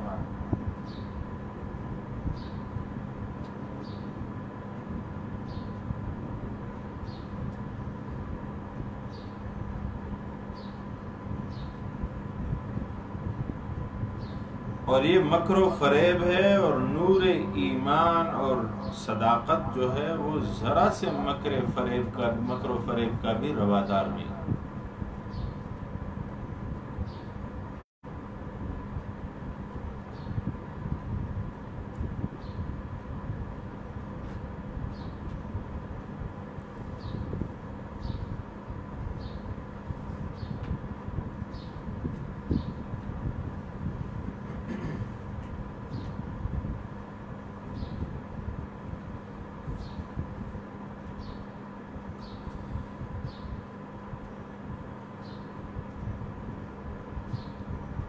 ہم نے واقعات پڑھے، حنظلہ رضی اللہ تعالی عنہ کا واقعہ بھی آیا اور حضرت ابوبکر صدیق رضی اللہ تعالی عنہ کا واقعہ بھی آیا۔ ان کے دل میں اگر تھوڑا سا بھی فرق پڑ جاتا تو وہ پریشان ہو جاتے کہ کہیں ہم منافق تو نہیں ہو گئے۔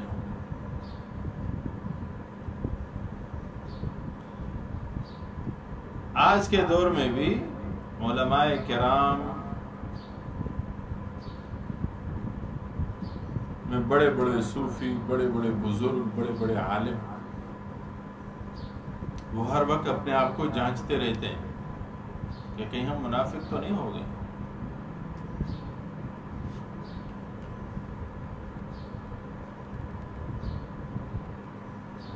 ہمارے بزرگوار ہیں، ماموں ہیں ہمارے، لاہور ہوتے ہیں، ان سے میں نے ایک قصہ سنا مفتی محمود صاحب رحمۃ اللہ علیہ کے بارے میں۔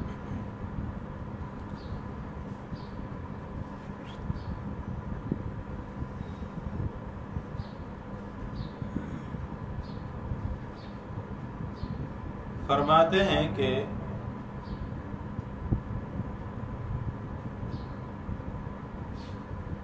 شیرہ والا چوک میں ان کا جلسہ تھا، پروگرام تھا ختم نبوت کے حوالے سے غالباً ہے۔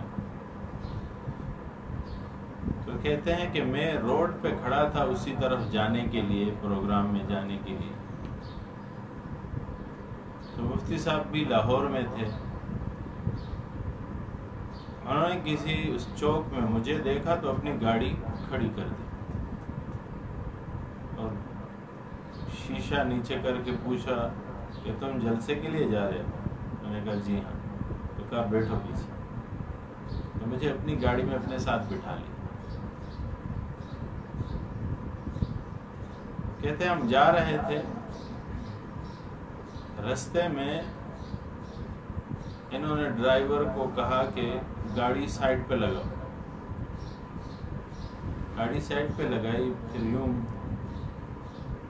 پیچھے دیکھا گاڑی میں، پچھلے شیشے میں یوں سر موڑ کے دیکھا پیچھے، پھر کہا الحمدللہ، پھر گاڑی والے کو کہا چلاؤ، تو پھر چلانے لگا۔ تھوڑی دیر چلی گاڑی، پھر اسے کہا روکو، گاڑی روکی تو پھر یوں پیچھے مڑ کے دیکھا، پھر کہا الحمدللہ، پھر تیسری دفعہ ایسے ہوا۔ تو اب کہتے ہیں میرے ساتھ پیچھے ایک آدمی اور بھی بیٹھا ہوا تھا، وہ مجھے دیکھ رہا ہے حیرت سے، میں اسے دیکھ رہا ہوں، ہمیں تو نہیں پتا کہ حضرت کیا کر رہے ہیں، کیوں گاڑی کھڑی کر رہے ہیں، کیوں پیچھے دیکھ رہے ہیں، کیوں الحمدللہ کہہ رہے ہیں اونچی آواز سے۔ فرماتے ہیں کچھ وقت گزرا تو میں نے ہمت جٹائی اور ان سے پوچھا کہ حضرت یہ کیا ہے، ہمیں تو نہیں سمجھ آئی۔ انہوں نے کہا یہ پردہ ہے، پردے میں ہی رہنے دیں، چھوڑ دو۔ ہم نے بڑا اصرار کیا کہ نہیں جی اب تو بتانا ہی پڑے۔ اب میں جب بولا تو ڈرائیور بھی بول پڑا، وہ دوسرا آدمی بھی بول پڑا کہ نہیں جی آپ نے بتانا۔ خیر ہم نے بڑا اصرار کیا تو انہوں نے کہا کہ 3 سال ہو گئے ہیں، اس سے پہلے یہ معاملہ تھا، کوئی لوگ میرا پیچھا کرتے تھے۔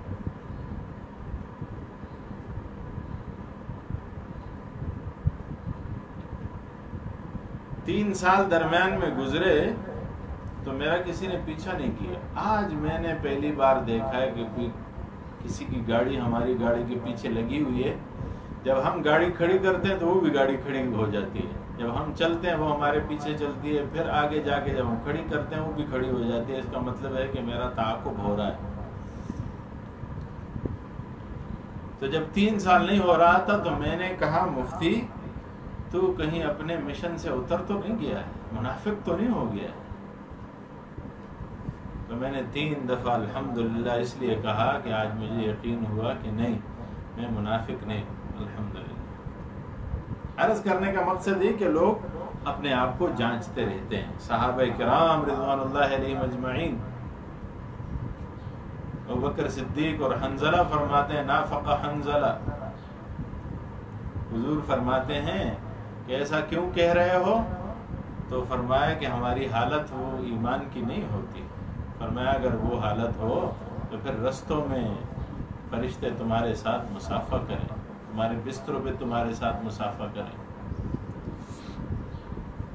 باہر کیف وَمِنَ النَّاسِ نَاسٌ, لوگوں میں سے بعض لوگ ایسے ہیں, من یقول جو کہتے ہیں آمنا باللہ, ہم ایمان لائے اللہ کے ساتھ, وبالیوم الآخر, اور آخرت کے دن کے ساتھ, وما ہم بمؤمنین, اور وہ ایمان والے نہیں ہیں. یعنی کہتے تو ہیں لیکن ان میں ایمان نہیں ہے. متعین کیے گئے تفاسیر میں کہ وہ کون لوگ. یخادعون اللہ, مخادعہ, ان کی منافقین کی پہلی صفت کیا تھی؟ عدم ایمان, ایمان نہیں ہے ان کی. دوسری قباحت, بری صفت, مخادعہ, دھوکہ, دھوکہ دیتے ہیں. یخادعون اللہ, دھوکہ دیتے ہیں اللہ کو, یعنی دے نہیں سکتے لیکن دینے کی کوشش کرتے ہیں. ایک معنی یہ. یخادعون اللہ بزعمہم الباطل, ان کے جھوٹے گمان میں وہ یہ سمجھتے ہیں کہ وہ اللہ کو دھوکہ دے رہے ہیں, حالانکہ وہ دھوکہ نہیں دے سکتے. تفسیر مدارک, قرطبی, کبیر, روح المعانی, تفسیر مظہری, تفسیر خازن, تفسیر معالم التنزیل, البحر المحیط, بہتری تفاسیر نے ایک اور معنی کیا. وہ کہتے ہیں کہ یہاں رسول کا لفظ محذوف. یخادعون رسول اللہ, یخادعون اللہ, یخادعون رسول اللہ, اللہ کے رسول کو دھوکہ دیتے ہیں. یاد رہے کہ دھوکہ آپ اسے دے سکتے ہیں جو جانتا نہ. اللہ تو ہر چیز جانتا ہے, تو اللہ کو آپ کیسے دھوکہ دے سکتے ہیں؟ تو پہلا معنی وہی تھا کہ ان کے گمان میں دیتے ہیں. دوسرا معنی یہ ہے یخادعون رسول اللہ, اللہ کے رسول کو دھوکہ دیتے ہیں. والذین آمنوا, اور اس کے صحابہ کو دھوکہ دیتے ہیں, ایمان والوں کو دھوکہ دیتے ہیں. کہتے کچھ ہیں, کرتے کچھ ہیں, سامنے کچھ ہوتا ہے, باطن میں کچھ ہوتا ہے. یخادعون اللہ, یخالفون اللہ, اللہ کی مخالفت کرتے ہیں. ویکذبونہ فی السر, چھپا چھپا کے اس کی تکذیب کرتے ہیں.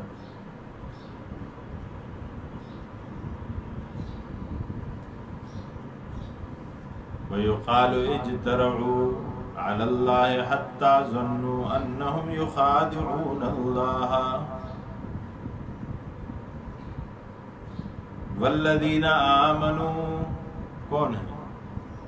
ابا بکر, ابو بکر صدیق.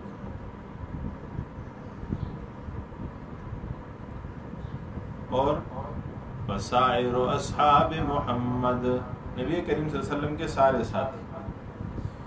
وما یخادعون, دھوکہ نہیں دیتے, الا انفسهم, مگر اپنے نفسوں کو, ما یشعرون, وما یعلمون ان اللہ یطلع نبیہ علی سر قلوبہم فی قلوبہم مرض. وہ یہ نہیں جانتے کہ اللہ جل شانہ نے اپنے نبی کو بتا دیا ہے کہ یہ لوگ جو ہیں یہ دل کے بیمار ہیں۔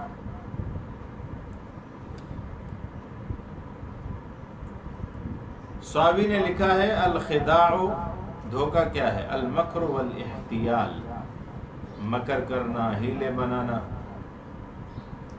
واظہار خلاف الباطن، وہ چیز ظاہر کرنا جو باطن میں ہو ہی نہیں، آپ سامنے کچھ لا رہے ہیں باطن میں کچھ ہے۔ وَأَصْلُهُ الْإِخْفَاء، اس کا اصل کیا ہے؟ چھپانا۔ آپ دیکھتے ہیں نا کہ جو آدمی موحد ہوتا ہے وہ بڑا دو ٹوک ہوتا ہے، اور جو کافر ہوتا ہے وہ بھی دو ٹوک ہوتا ہے، لیکن جو منافق ہوتا ہے یہ یہی کرتا ہے، دو ٹوک نہیں ہوتا، کھل کے نہیں بات کرتا۔ جو کھل کے بات کرنے کا عادی ہو اس میں نفاق نہیں ہوتا۔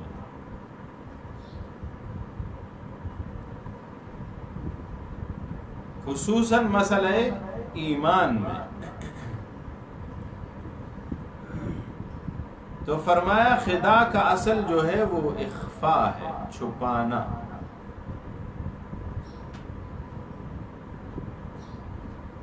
یخادعون اللہ والذین آمنوا، اور یہ چھپاتے ہیں۔ تفسیر کبیر میں امام فخر الدین رازی رحمۃ اللہ علیہ فرماتے ہیں کہ اس سے نبی کریم صلی اللہ علیہ وآلہ وسلم اور صحابہ کرام رضوان اللہ علیہم اجمعین کا غیب پر علم نہ ہونا ثابت ہوتا ہے کہ وہ رسول اللہ صلی اللہ علیہ وسلم کو دھوکہ دیتے تھے۔ کئی جنگوں میں ایسا ہوا کہ حضور اکرم صلی اللہ علیہ وآلہ وسلم نے اعلان کیا کہ چلو لڑائی کے لیے، انہوں نے کوئی بہانے بنائے، یہ ہے وہ ہے، نہیں گئے، واپس آ گئے نبی کریم صلی اللہ علیہ وسلم تو یہ پھر آ گئے، کہنے لگے اللہ کے محبوب ہمارے لیے دعا کیجیے۔ تو حضور اکرم صلی اللہ علیہ وآلہ وسلم نے ان کے لیے دعا بھی فرمائی۔ اور بھی اس طرح کی کئی چیزیں واقعات ملتی ہیں۔ بیر معونہ کے 70 شہداء صحابہ کرام رضوان اللہ علیہم اجمعین، نبی کریم صلی اللہ علیہ وسلم کے وہاں کے سرداروں نے آ کے بتایا کہ ہمارے پاس 7 صحابہ بھیجیے، ہم وہاں دین پھیلانا چاہتے ہیں، قرآن سنانا چاہتے ہیں لوگوں کو، دین پھیلانا چاہتے ہیں لوگوں کو۔ تو حضور اکرم صلی اللہ علیہ وسلم نے چن چن کے صحابہ کرام، حفاظ صحابہ کرام 70 صحابہ بھیج دیے۔ انہوں نے وہاں لے جا کے ان پہ شبخون مارا اور ایک ہی رات میں 69 صحابہ کرام کو قتل کر دیا۔ ایک بھی چھپتا چھپاتا بھاگتا ہوا آیا اور حضور تک واقعہ سنایا، پہنچایا۔ حضور نے ان کے لیے پھر بد دعا کی۔ فجر کی نماز میں دوسری رکعت میں نبی کریم صلی اللہ علیہ وسلم نے ان کے لیے بد دعائیں فرمائی۔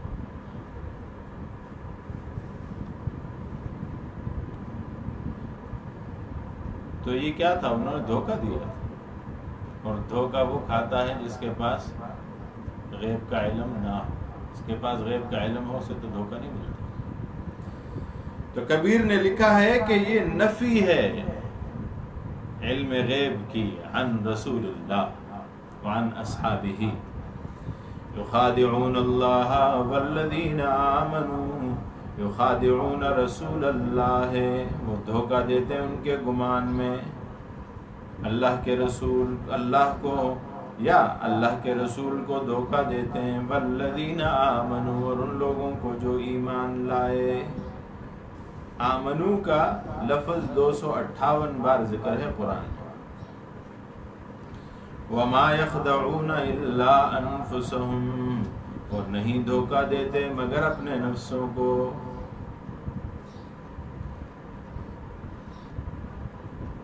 وما یشعرون، اور یہ شعور نہیں رکھتے، عدم شعور، یہ ان کی ایک اور قباحت ہے، عدم شعور، ان میں شعور بھی نہیں۔ شعور اس چیز کو کہتے ہیں کہ جو حیوانوں میں بھی ہوتا ہے۔ یہ دھوکہ دے رہے ہیں حالانکہ خود ان میں شعور بھی نہیں ہے کہ محسوس کریں۔ جب حیوان، آپ حیوان کو چلاتے جائیں جب پانی آ جائے گا تو حیوان رک جائے گا، کنواں آ جائے گا، گہری جگہ آ جائے گی تو حیوان رک جائے گا، آگ آ جائے گی تو حیوان رک جائے گا، آگے دیوار آ جائے گی تو حیوان رک جائے گا۔ کیوں؟ یہ شعور ہے جو اسے روکتا ہے، بھائی آگے گہرائی ہے، آگے دیوار آ گئی، راستہ بند ہے، آگے آگ لگی ہوئی ہے، وہ اس طرف نہیں جائے گا، اس میں عقل نہیں ہوتی حیوان میں۔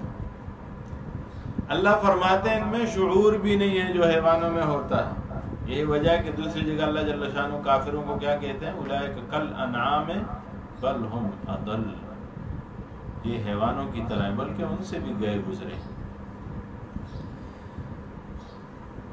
حالانکہ یہ دھوکہ دے رہے ہیں، دھوکہ دینے کی کوشش کر رہے ہیں اپنے گمان میں۔ احادیث مبارکہ میں ایک واقعہ ملتا ہے اسی خداع اور دھوکہ کے حوالے سے۔ عبداللہ ابن عمر رضی اللہ تعالیٰ عنہ بہت نیک آدمی تھے، بہت متقی، پرہیزگار اور بہت سادہ دل تھے۔ ان کے بہت سے غلام تھے، تو عبداللہ ابن عمر رضی اللہ تعالیٰ عنہما نے یہ تہیہ کیا کہ جو بھی اس کے غلاموں میں سے نیک آدمی ہوگا، نمازیں پڑھے گا، ذکر اذکار کرے گا، تلاوت کرے گا، عبادات کرے گا، میں اسے آزاد کر دوں۔ اس کے نوکروں کو، جو غلام تھے، انہیں پتہ چل گیا کہ عبداللہ ابن عمر تو یوں لوگوں کو آزاد کرتا ہے۔ تو عبداللہ ابن عمر جس رستے میں سے گزرتے، یہ غلام جو اس رستے میں مصلی بچھا کے تو نماز پڑھنا شروع کر دیتے کہ عبداللہ ابن عمر کو یہ پتہ چلے کہ یہ نمازی ہے، پڑھ ویسے پڑھتا نہ پڑھتا لیکن شروع ہو جاتا۔ تو عبداللہ ابن عمر نے ایک کو آزاد کیا، دوسرے کو پتہ چلا، دوسرے نے بھی ایسا کام کیا، اس کو آزاد کیا، تیسرے کو پتہ چلا، تیسرے نے ایسا کام کیا، اسے آزاد کیا۔ تو کسی نے آ کے عبداللہ ابن عمر کو بتایا کہ یہ جو تمہارے غلام ہیں نا، یہ تمہارے ساتھ دھوکہ کر رہے ہیں،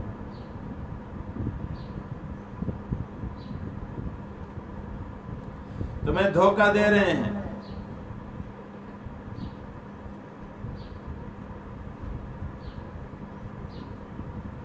تو حضرت نے ایک جملہ کہا،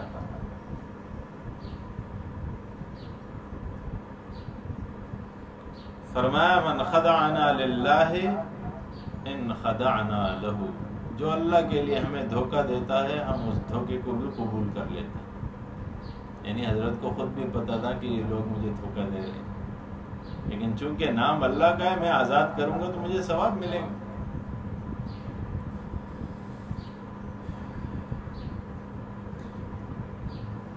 وما يخدعون الا انفسهم، ایسے لوگ دھوکہ نہیں دیتے مگر اپنے نفسوں کو۔ وما يشعرون، یہ شعور نہیں رکھتے۔ فی قلوبہم مرض، ان کے دلوں میں مرض۔ فزادہم اللہ مرضا، بس زیادہ کہ اللہ جل شانہ نے مرض۔ مرض کس چیز کا تھا؟ قرطبی نے لکھا ہے کہ یہ عقائد کا مرض۔ مرض کی ویسے بھی دو قسمیں ہوتی ہیں، ایک حسی اور ایک معنوی۔ وہ مرض جو دکھائی دے، وہ مرض جو دکھائی نہ دے۔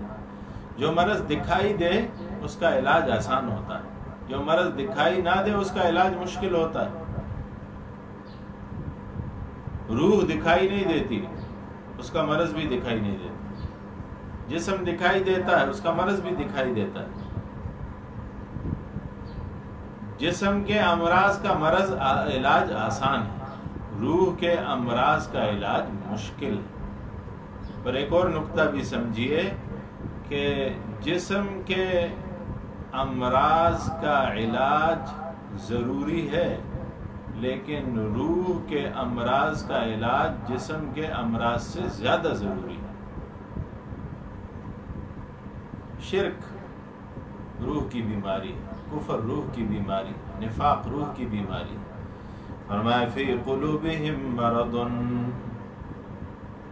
مرکز دل ہے نا۔ الا ان فی الجسد لمضغہ، جسم میں ایک ٹکڑا ہے، اذا صلحت، اگر وہ صحیح ہو تو سارا بدن صحیح، وَإِذَا فَسَدَتْ، اگر وہ فاسد ہو فسد البدن کلو، سارا بدن فاسد. حدیث الا وہی القلب، یاد رکھو وہ دل ہے. دل مرکز ہے. دل نور کا بھی مرکز ہے، ظلمت کا بھی مرکز ہے. توحید بھی دل میں ہے اور شرک بھی دل میں ہے. وحی کا القاء بھی جناب رسول اللہ صلی اللہ علیہ وسلم پر جب ہوا تو دل پہ ہوا. دل جسمانی اعتبار سے بھی اہم ہے، روحانی اعتبار سے بھی اہم ہے. جسم میں اللہ جل شان نے دل فٹ کیا اور جسم کے سارے اجزاء کی طرف خون کی ترسیل جو ہے وہ دل کے ذریعے سے اللہ جل شان نے کی. دل پمپ کرتا ہے اور خون سارے بدن تک پہنچتا ہے. تو دل اہم ہے. فی قلوبہم مرض، فرمایا ان کے دل میں بیماری ہے. فزادہم اللہ مرضا، اللہ نے زیادہ کیا ان کے مرض کو. وَلَهُمْ عَذَابٌ عَلِيمٌ، ان کے لیے دردناک عذاب ہے. منافقین کے لیے ہم نے پڑھا کہ علیم دردناک عذاب، اور یہ ہوتا چھوٹا ہے اور اس کی تکلیف زیادہ ہوتی ہے. دکھائی کم دیتا ہے اور اس کی تکلیف زیادہ ہوتی ہے. جس طرح بعض چیزیں بڑھتی ہیں خود بخود. فزادہم اللہ مرضا، کیوں ذکر کیا؟ کیونکہ دل کی جو بیماری ہوتی ہے وہ گھٹتی نہیں ہے، بڑھتی. آپ کے جسم کی بیماری وقت گزرنے کے ساتھ کم ہوتی ہے، اس کی پہلی شدت ہوتی ہے، پھر وہ کم ہونا شروع ہو جاتی ہے. دل میں جو بیماری ہوتی ہے وہ بڑھتی جاتی ہے. اب شرک ہے یہ بڑھتا جائے گا، شک ہے یہ بڑھتا جائے گا، کفر ہے یہ بڑھتا جائے گا، زندقہ ہے یہ بڑھتا جائے گا، نفاق ہے یہ بڑھتا جائے گا.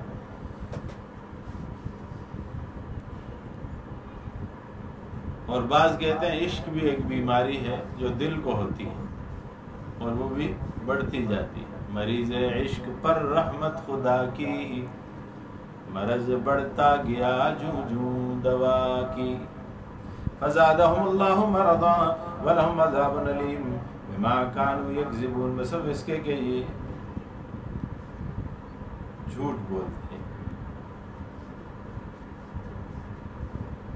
اور تکذیب کرتے ہیں. ایک تو یہ ہے کہ آپ جھوٹ بولیں، ایک آپ سچ کو جھوٹا کہیں، یہ بھی تو جھوٹ ہے. وَإِذَا قِيلَ لَهُمْ، جب انہیں کہا جائے لَا تُفْسِدُوا فِي الْأَرْضِ، زمین میں فساد مت پھیلاؤ. فساد کیا ہے؟ العدول عن الاستقامت وهو ضد الصلاح. صحابی نے کہا صلاح کی ضد جو ہے وہ فساد ہے. یہ ان کی ایک اور بری صفت. جب انہیں کہیں کہ فساد مت پھیلاؤ فی الارض، زمین میں، قالوا تو کہتے ہیں انما نحن مصلحون، ہم تو اصلاح کرنے والے ہیں، ہم نے کہاں فساد پھیلایا. ایک ہے فساد، یہ ان کی قباحت. دوسرا نسبت الاصلاح للفساد، فساد کو اصلاح کا نام دیتے ہیں. خرد کا نام جنو رکھ دیا، جنو کا خرد، تیرے جنو کا خدا سلسلہ دراز کرے. دنیا میں کیا ہوتا ہے؟ دکھائی دیتا ہے کچھ اور، لوگ فساد پھیلاتے ہیں. اب افغانستان پہ جب حملہ ہو رہا تھا، عراق پہ جب حملہ ہو رہا تھا، تو عالمی سامراج نے کیا کہا؟ یہاں سے جی دہشت گرد ہوتی ہے وہاں پہ ہمارے. بعد میں انہی کی عدالتوں نے کہا یہاں سے تو کوئی دہشت گردی نہیں ہوئی. لیکن جب مارنا تھا اس وقت کہا کہ ہم اصلاح کے لیے آ رہے ہیں. تو فساد کو کس چیز کا نام دیا؟ اصلاح. یہ دگنا ظلم. عراق پہ حملہ ہوا تو کیا کہا کہ عراق کا جو صدر ہے اس کے پاس جوہری ہتھیار ہیں، وہ ہمیں مار دے گا، یہ کر دے گا، لوگوں کو بڑا خطرہ ہے، ہم اصلاح کے لیے آ رہے ہیں، اسے ہٹائیں گے، یہ کریں گے، وہ کریں گے. پھر کیا ہوا؟ بعد میں 3000 صفحات پر ایک رپورٹ آئی کہ اس کے پاس تو جوہری ہتھیار تھے ہی نہیں اور ملک کو تہو بالا کر دیا. تو نسبت اصلاح للفساد ایک مثال دی ہے کہ اصلاح کو، فساد کو اصلاح کا نام کیسے دیا جاتا ہے. بعض دفعہ کوئی بل پیش کرتے ہیں، اچھا نام دے دیتے ہیں اسے، اور اس کے اندر جو غلاظت ہوتی ہے وہ بعد میں سامنے آتی ہے. قالوا انما نحن مصلحون، یہ کہتے ہیں کہ ہم تو اصلاح کرنے والے ہیں. الا خبردار انہم هم المفسدون. اللہ فرماتے ہیں اصلاح والے نہیں ہیں، اصلاح والے تو سرفروش ہوتے ہیں. انہم هم المفسدون، فساد پھیلانے والے ہیں. ولکن لا یشعرون، لیکن شعور نہیں رکھتے. آؤ اگر اصلاح کرنی ہے تو سرفروش بن جاؤ. سرفروشی کی تمنا ہے تو سر پیدا کر، اور تیر کھانے کی ہوس ہے تو جگر پیدا کر. اصلاح کے لیے تو بڑے پاپڑ بیلنے پڑتے ہیں، بڑی محنت کرنی پڑتی ہے، بڑی قربانیاں دینی پڑتی ہے، خود بھوکا رہنا پڑتا ہے، دوسروں کو کھلانا پڑتا ہے. یہ ہوتی ہے اصلاح. رات کو حضرت عمر جاگ رہے ہیں اور سارے شہر کا بھیس بدل کے چکر کاٹ رہے ہیں، اور ہیں خلیفۃ المسلمین. اپنی نیند قربان کی ہے تو اصلاح ہوتی ہے، اپنے مفادات قربان کیے ہیں تو اصلاح ہوتی ہے. حضرت عمر رضی اللہ تعالیٰ عنہ شام سے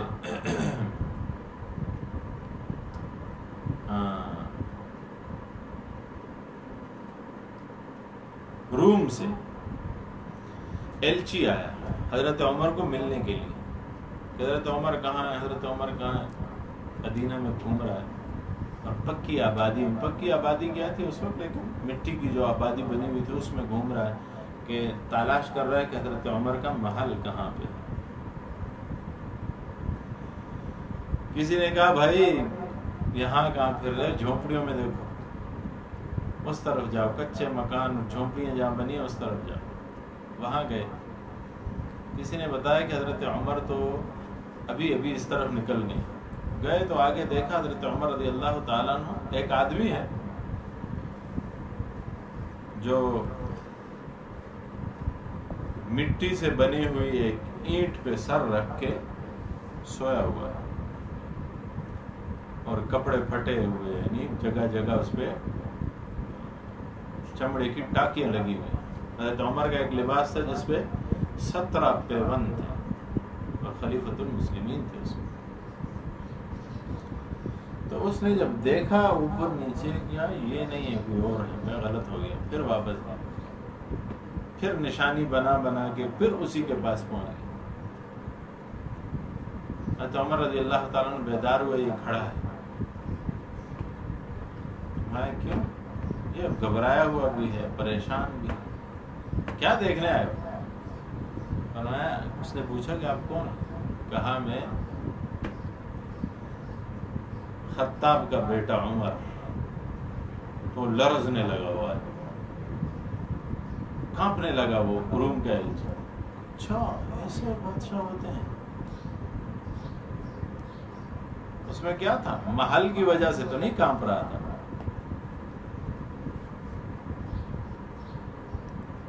بس فقر کے کپڑوں میں بھی ان کا روب تھا. انہوں نے قربانی دی، شاہانہ ٹھاٹ سے نکل کر قربانی دی، اپنے قوم کے لیے، اپنی رعایا کے لیے، اپنی ملت کے لیے.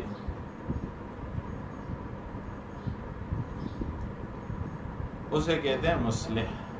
پھر انہوں نے اصلاحات بھی تو کی نا، خود قربانی دی، تو پھر جب لوگوں سے قربانی لی تو کسی کو اعتراض کی نوبت نہیں آئی. قالوا انما نحن مصلحون. یہ جو دھوکے باز ہیں یہ کہتے ہیں ہم اصلاح کرنے والے ہیں. الا انهم هم المفسدون ولكن لا يشعرون واذا قيل لهم آمنوا، جب انہیں کہا جائے ایمان لے آؤ، آمنوا اے ایمانا مقرونا بالاخلاص بعیدا عن النفاق، تفسیر کبیر امام فخر الدین رازی، ایسا ایمان لاؤ جو اخلاص کے ساتھ باندھا ہوا ہو، جڑا ہوا ہو، اور نفاق سے بہت دور ہو، خالص ایمان لے آؤ۔ وَإِذَا قِيلَ لَهُمْ آمِنُوا آمِنُوا ایمانا مقرونا بالاخلاص خالصا عن شوائب النفاق، روح المعانی۔ آمنوا ایمان لے آؤ، آمنوا ایمانا مثل ایمان الصحابت، صحابہ کی طرح ایمان لے آؤ۔ آمنوا کما آمن الناس، ایسے ایمان لاؤ جیسے یہ صحابہ ایمان لائے ہیں۔ الناس سے مراد اس وقت کے موجودہ ناس ہیں، اور اس وقت کے موجودہ ناس کون تھے؟ صحابہ کرام تھے، یعنی ان کو معیار حق بنا دیا اللہ جل شانہ۔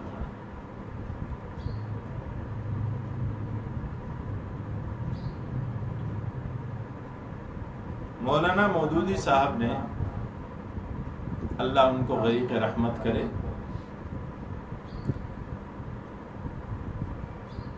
اپنی ایک تفسیر لکھی، اس تفسیر میں انہوں نے بہت سی خطائیں کی۔ ہر انسان خطا کار ہے، اللہ ان کی خطائیں معاف فرمائے۔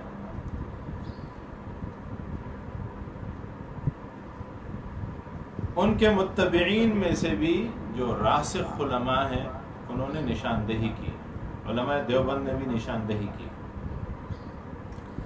بہرحال انہوں نے ایک اپنا بنایا ہوا تھا دستور، غالباً منشور تھا، اس میں لکھا ہوا تھا کہ صحابہ معیار حق نہیں ہے۔ قرآن کہتا ہے کہ صحابہ معیار حق ہے، صحابہ کلہم عدول، صحابہ سارے عادل ہیں۔ جب بات صحابی تک پہنچ گئی کہ صحابی نے یہ فرمایا ہے تو سمجھ لیجئے وہ سچ ہے، اس میں جھوٹ کوئی نہیں۔ پھر صحابی بڑا ہے، چھوٹا ہے، دائیں طرف کا ہے، یمن کا ہے، عراق کا ہے، شام کا ہے، یہ نہیں ڈھونڈنا کون سے خاندان، اس جو کہہ رہا ہے سچ کہہ رہا ہے۔ اگر بات اس تک پہنچ گئی تو حضور فرماتے ہیں اصحابی کالنجوم، میرے صحابی اس ستاروں کی مانند، بِأَيِّهِمْ اقْتَدَيْتُمْ اهْتَدَيْتُمْ، جس کی اقتداء کرو گے ہدایت پالو۔ قرآن کریم کہتا ہے فَإِنْ آمَنُوا بِمِثْلِ مَا آمَنْتُمْ بِهِ فَقَدْ اهْتَدَوْا، اس طرح اگر ایمان لے آؤ جس طرح یہ لوگ ایمان لائے ہیں، یہ لوگ اگر ایمان لے آئے صحابہ کی طرح تو بس انہوں نے ہدایت پالی۔ اور یہ جو اوپر ہم نے ذکر کیا اولئک هم المفلحون، یہ صفات کس کی ذکر ہو رہی تھی؟ متقین کی، اور یہ ساری صفات صحابہ کرام میں پائی جاتی ہیں۔ اولئک هم الفائزون، اولئک هم المفلحون، ان کی طرف نسبتیں کی گئی۔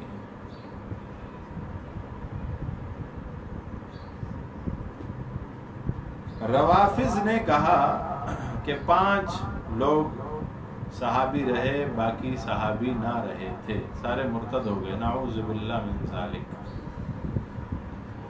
انہوں نے کہا کہ حضرت علی، حضرت فاطمہ، حضرت حسن، حضرت حسین اور سلمان فارسی، یہ 5 لوگ مسلمان رہے تھے۔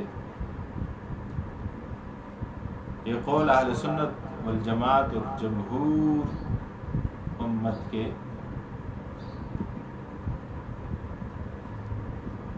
بنیادی اصولوں کے خلاف۔ خیر، قرآن کہتا ہے وَإِذَا قِيلَ لَهُمْ آمِنُوا، جب انہیں کہا جائے ایمان لے آؤ، کما آمن الناس، جس طرح کے لوگ ایمان لائے، قالوا، تو انہوں نے کہا، بعض کہتے ہیں کہ اس سے مراد عبداللہ ابن سلام ہے، تفسیر کبیر اور مدارک نے لکھا ہے، قالوا وَنُؤْمِنُ كَمَا آمَنَ السُّفَهَاءُ، کہ ہم ایمان لائیں ان نعوذ باللہ ان بے وقوفوں کی طرح، یہ جو پھر رہے ہیں آپ کے پاس. ظاہر نبی کریم صلی اللہ علیہ وسلم کے پاس سارے صحابہ غریب، فقیر، مسکین. صحابی نے لکھا ہے سفیہ کسے کہتے ہیں؟ صفحہ جمع ہے سفیہ کی. انہوں نے اس کے 4 معنی کیے ہیں. نمبر 1 جاہل، نمبر 2 ضعیف الرائے، وہ آدمی جس کی رائے کمزور ہو. تیسرا قلیل المعرفت، جس کی معرفت کم ہو. چوتھا خفیف العقل، جس کی عقل کمزور ہو. انہوں نے کہا قالوا نؤمن كما آمن السفهاء، الا خبردار انہم هم السفهاء. اللہ خود جواب دے رہے ہیں، خبردار یہ خود بے وقوف ہیں، خود بے وقوف ہیں. وہاں بھی کیا فرمایا؟ الا انہم هم المفسدون، یہ لوگ خود فسادی ہیں جو کہہ رہے ہیں ہم اصلاح کر رہے ہیں. یہاں فرمایا الا انہم هم السفهاء، یہ لوگ خود بے وقوف ہیں. ولیکن لا یعلمون، لیکن یہ جانتے نہیں ہیں، انہیں اس کی پہچان نہیں ہے، سمجھ نہیں ہے کہ یہ بے وقوف ہیں. علماء فرماتے ہیں ایک جاہل ہوتا ہے اور ایک جاہل مرکب ہوتا ہے. ایک جاہل ہوتا ہے، جاہل کا معنی ہے بے خبر، اور ایک جاہل مرکب ہوتا ہے. یہ اسے کہتے ہیں جسے یہ بھی پتہ نہیں ہوتا کہ وہ جاہل ہے. جو خبر نہیں رکھتا وہ تو جاہل ہے، جو اپنے بے خبری پہ بھی خبر نہیں رکھتا اسے جاہل مرکب کہتے ہیں. اللہ جل شانہ فرماتے ہیں کہ یہ جاہل مرکب ہیں. ولکن لا یعلمون، یہ بے وقوف ہیں لیکن یہ بھی نہیں جانتے کہ یہ بے وقوف ہیں. تو یہ منافقین کی قباحات کا ذکر ہو رہا ہے، اور ہم شمار کر رہے ہیں من الناس من یقول سے لے کر یہاں تک 10 قباحات ان کی بیان ہوئی. 1 وما هم بمؤمنین، عدم ایمان، یخادعون اللہ مخادعات. 2 وما یشعرون، عدم شعور. 3 فی قلوبہم مرض، مرض. 4 بما كانوا یکذبون، کذب اور تکذیب. 5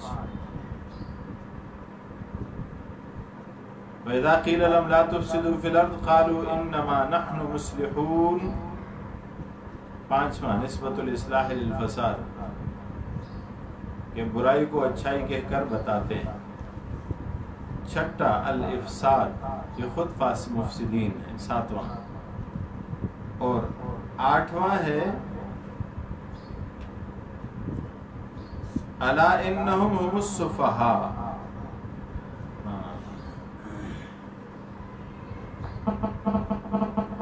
8واں ہے تصفیح عقلاء الدین، دین کے عقل مندوں کو بے وقوف کہتے ہیں. آمنوا انؤمن کما آمن السفہاء، تصفیح عقلاء الدین. اور 9واں ہے السفاہۃ، بے وقوفی، خود بے وقوف ہے. لا انہم هم السفہاء. اور 10واں ہے عدم علم، ولکن لا یعلمون. اسی پر اکتفا کرتے ہیں انشاءاللہ العزیز. وآخر دعوائی الحمد للہ رب العالمین. الحمد للہ رب العالمین، والعاقبۃ للمتقین، والصلاة والسلام علی سید الرسل واشرف المرسلین محمد وعلی آلہ اجمعین. اللہم وفقنا لما تحب وترضى من القول والفعل والعمل.